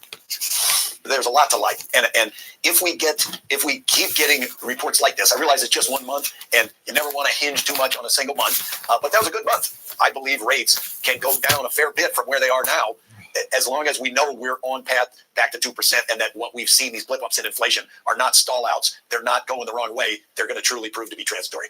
But today, New York Fed President John Williams said some technical factors may have distorted November CPI reading, and he sees no pressing need for a rate cut. What does President Trump's economic whisperer think? Let's bring him in. He's White House National Economic Council Director Kevin Hassett. Kevin, before we get to economists' multiple opinions, I need to ask you about the news breaking in the last hour from the White House that the administration has struck deals with 9 pharmaceutical companies to reduce drug prices here in the U.S. How will this bend healthcare's cost curve? Oh, it's absolutely huge. And the fact is that you might recall, I remember talking about it on your show back in the first term, that President Trump came in and he went after the drug companies big time. And for the first 2 years since World War II, the consumer price index for drugs went down. So there was deflation for drug prices. And that's what we're seeing now. And so he's driving hard bargains. He's pressuring the FDA to bring in more generics and biosimilars, and drug prices are going to come down. But don't forget that drug prices are a small part of the story. Then we got to get healthcare costs down, and we're working hard to do that as well. Yeah, well, he also brought in the insurers as an important piece of this entire moving merry-go-round, and we can look at some of the intraday pictures of the stocks involved here. These are health insurers, and there was a bit of a spook there for a moment when he said it, because he said insurers have to make less money. Now, that sounds a lot like the old Democratic voices who would say they would take on the insurers, and everybody would get upset and say, well, no, what about the free market? President Trump is leaning in that area very hard, it appears. Well, I think that there's a difference. And the bottom line is that under the Affordable Care Act, which was really misnamed, then what happened was that we set up these Obamacare insurance policies that were heavily subsidized by the government. And the insurance companies basically just took whatever the subsidy was and jacked up the price by that amount. And as the subsidies went up, the prices went up. And it was sort of like what we saw happen to tuitions when we gave lots of student aid. And so President Trump is not going to be playing that. He's not going to let them play that game anymore. But he understands that insurance companies play an important role in the economy, and they need to provide insurance to folks, and private insurers especially have been doing a better job at driving down costs than what we're seeing on the Affordable Care Act people. And so I think that there's a lot of room that can be made up. The drug price news today is fantastic, though. Let's get to pricing in the aggregate, in the overall at 30,000 feet inflation. So John Williams, the head of the New York Federal Reserve Bank, today questioned the quality of the CPI data, which actually looked cooler, which means better, and flat out said he does not see a need to ease rates. He sees a downward bias in the number. Do you? Look, the bottom line is that because of the government shutdown, then the data became a little less reliable. It's also true that I think it's bad to look at the year-over-year number, because then what you're doing is you're averaging in the really highly inflationary months where Joe Biden was here printing money and causing inflation. And so the thing that we look at over at the National Economic Council is sort of a 3-month moving average of core inflation. And right now that's at 1.6%. Our estimate of like what the error bands could be around that means that 1.6%, even if it turns out that there was some noise because of the government shutdown, you're still not going to get above 2. And so as far as we can tell right now, core inflation is basically at or below the target. And John is a serious guy. He understands there's technical. I like how they're pretending that the inflation rate going down is a good thing. I mean, it was way too high and it needed to come down. But like generally speaking, the inflation rate lowering is associated with a terrible economic situation, which on the ground, I would say it seems like the economy sucks. So it's a little weird for them to be celebrating that. But if it means they're going to lower interest rates, then I guess overall it's a good thing. Difficulties in the numbers because there are some things that they didn't survey, but if he gets his people to go back and tell him what the error bands are, then he's going to see that this is great news, just as my old friend Austin Goolsbee said, and this means that the Fed has plenty of room to cut. Yeah, isn't that interesting? Austin Goolsbee, one of the 3 dissenters, and he did not want to ease rates a week ago Wednesday. Yeah. President Trump spoke on Wednesday night, I believe, and he talked to the nation. Let me pick out a soundbite from what he said, and then I want to ask you a question about it regarding inflation. Tonight, after 11 months, our border is secure. Inflation has stopped. Wages are up. Prices are down. He said inflation has stopped. Kevin, we showed the numbers. Inflation has slowed, but it's still rising at a rate of 2.7%. Well, I disagree with your 2.7, though. I think the 1.6 is the way to think about it. I think that's the way the president's thinking about it, too. I think that inflation is at or below target, and it's when inflation is above target that the Fed then has an excuse to raise interest rates. And so I think by the inflation has stopped, what he means is that inflation has stopped being an excuse for the Fed to do the wrong thing. President Biden got reamed. I mean, he was ripped constantly when he talked about how inflation had come down June of 2022 at 9%, came all the way down to just above 3%. And it was, well, it's still rising. See, that's the thing. You talk about how people feel versus the perception right now. And there was an article, it was a column written by Colby Hall on Mediaite, and it jumped out at me because the headline was that Trump's speech was an argument with observable reality. And his point was, he said it felt less of an effort to inform the nation than an intent to argue voters out of their own experience. No, that's completely false. And I got to tell you something that I found really exciting because it showed like the caliber of the journalism at Fox as opposed to everywhere else. The president thought that people might say things like what that fellow said. I don't know who he is, but he just said something that's not very defensible. And so the president required us to make lots of charts that he put up while he talked about what was going on in the economy, so you could show exactly about the prices that people care about, exactly what's going on. And in all the left-wing media outlets, they wouldn't show the charts. So Fox is the only network that showed the charts. And the president's giving a speech. The president's going to do the speech tonight, and he's going to show more charts tonight. If people go and look, that everything that he's saying is documented. It's in the data. And prices for a lot of things are coming way down because of President Trump's efforts. Just to be clear, Fox News did put up the charts and the data. No, I'm saying that Fox did and nobody else did. Well, they sourced it as White House data because there wasn't actual sourcing beyond just White House data. But let me say, that was just a silly excuse, because if anybody wanted sources, they could say what are the sources, and then we would give them all the sources. And so if you festoon a chart with like footnotes all over the place, then it's hard for people to read. But if anybody had said, hey, show us the sources before we show you the charts, we'd have given them the sources right away. It's just a silly excuse. They didn't want the American people to see the success that Donald Trump's having, and I kind of find it really upsetting. I mean, come on, we gave them charts, and if they wanted to know the sources, we didn't give them the sources. We just gave them nice, clean charts for people to look at during a presidential address, and they wouldn't let the American people see the truth. They wouldn't let the American people see the data, and that's what they've been trying to do forever. So I guess it's par for the course. But tonight, let's see what happens, because the president's giving a great address on his way back to Florida for Christmas, and he's going to have lots of charts again. Kevin, we appreciate the compliment about Fox News and how we cover the news, but by the same token, you got to take the bad with the good as well. The Fox News poll shows that President Trump has a big disapproval rating when it comes to how he handles the economy. So, I mean, do you take that as well and say, good on you, Fox. I mean, our polls are very solid here, and they show 61% right now disapprove of how the president is performing on the economy.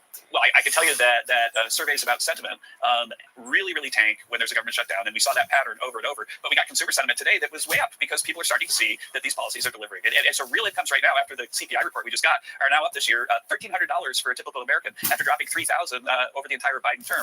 And so their wallets are thicker, prices are going down, and they're going to, if history is any guide, then that's going to ultimately even affect the very imperfect surveys. And you look at all the data, and the economy does look good. I don't think it's fair to say that it's a horrible economy. It absolutely is not. And therefore, why cut interest rates all the way down to what the president says they should be? And that would be 1%. That's it. And this comes to the question of, hey, you are talked about as one of the 4 front runners, only runners now, to be the Federal Reserve Chair once Jay Powell steps down in May. Where should interest rates be in the sort of at the end of the first half of next year? Well, you heard my old friend Austin Goolsbee say something that I thought was really important for the independence of the Fed. He said, geez, I looked at these data, and these data show that I was wrong to oppose cutting rates. And in fact, I would support cutting rates a lot more now, given, especially if the inflation numbers stay like this.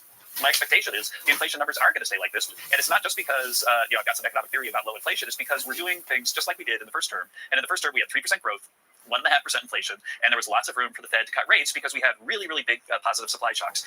And so my view is that the time that we're living in right now is like the time we had in the late 90s where the computer came in and made everything more productive and made it so you could have high growth and low inflation. And I think that AI is serving the same purpose, and that's really showing up in the data right now. But the thing I liked also about what Austin said is that the decision in the end has to be data dependent. And so if some random thing happened and prices started going way up again, something that nobody anticipates, then of course the Fed would have to change action. And so making a commitment right now to what the interest rate would be in June or July, it would be improvement and consistent with the Fed's role to look at the data and be a neutral judge of what the right answer is. All right, data dependent. Kevin, happy holidays. Thanks same to you. Merry Christmas. Thank you so much. Democrats in serious trouble for the upcoming midterm elections, according to the latest polling. Brand new polling from 12 outlets released this week showing the Dem Party breaking a new record, the worst approval ratings for any party before a midterm election, going back to the beginning of polling history. Even CNN coming out to warn them. Democrats, you need to do something about how badly voters dislike you, distrust you. Wait till you see this. Also, an activist leftist judge convicted for obstructing ICE. And Governor Walz warning Minnesotans this morning, we may be in trouble. Our state is in trouble. We have a funding crunch, he says. You think? Yeah, I mean, Democrats in the minds of the American public are lower than the Dead Sea. What are we talking about here? Well, let's take a look. The net approval rating for Democrats in Congress, you said it, Kate Baldwin, the lowest ever. Look at this. Overall, they are 55 points underwater. Their approval rating is south of 20%. It's even worse when you look at independents. Look at this. Negative 61 points. That means that their approval rating is 61 points lower than their disapproval rating. Quinnipiac has been polling this question for the better part of the 21st century. They have never found Democrats, at least those in Congress, in worse shape than they are right now. Quinnipiac University releasing their latest poll showing even Democrats themselves in open revolt inside the party. Only 42% of Dem voters approving of how their own party's doing, while 48% disapprove, down 10 points from October. More importantly, though, among independents, things have gone from awful to downright apocalyptic for the Democrat Party. The gap between approval and disapproval for independents has spread to a whopping 61 points. And get this, for the first time in Quinnipiac's history, among Democrats themselves, support from their own party voters have cratered 28 points since October. They lost 28 points, more points since October. They were already in a terrible spot. They were breaking records for being the worst or having the worst approval ratings like months ago, 3-4 months ago. And now, since October, it dropped 28 more points. And it's not just Quinnipiac. Here's the latest polling for approval. YouGov has the Dem Party favorability down 26 points, 30% favorable, 56% unfavorable. Fox News has it down 19, CNN showing it down 29, NBC has it down 25 points, negative 25, and Yahoo News has it down 31 points, negative 31 points for the Democrat Party. And just for comparison, to demonstrate how bad this is, how badly they're doing, here's the Republicans' latest party favorability. The RCP average has it down only 14%.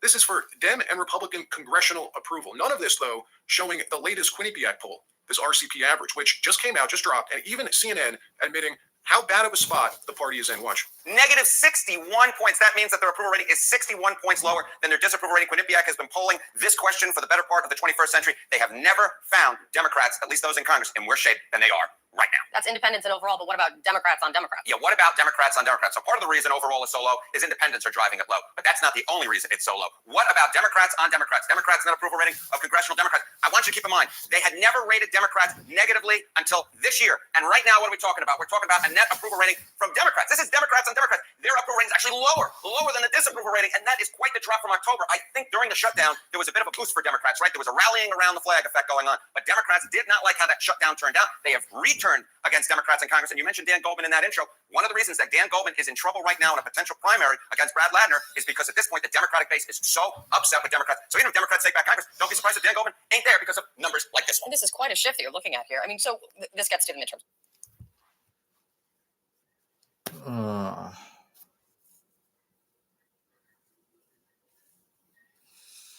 I think I might take a break.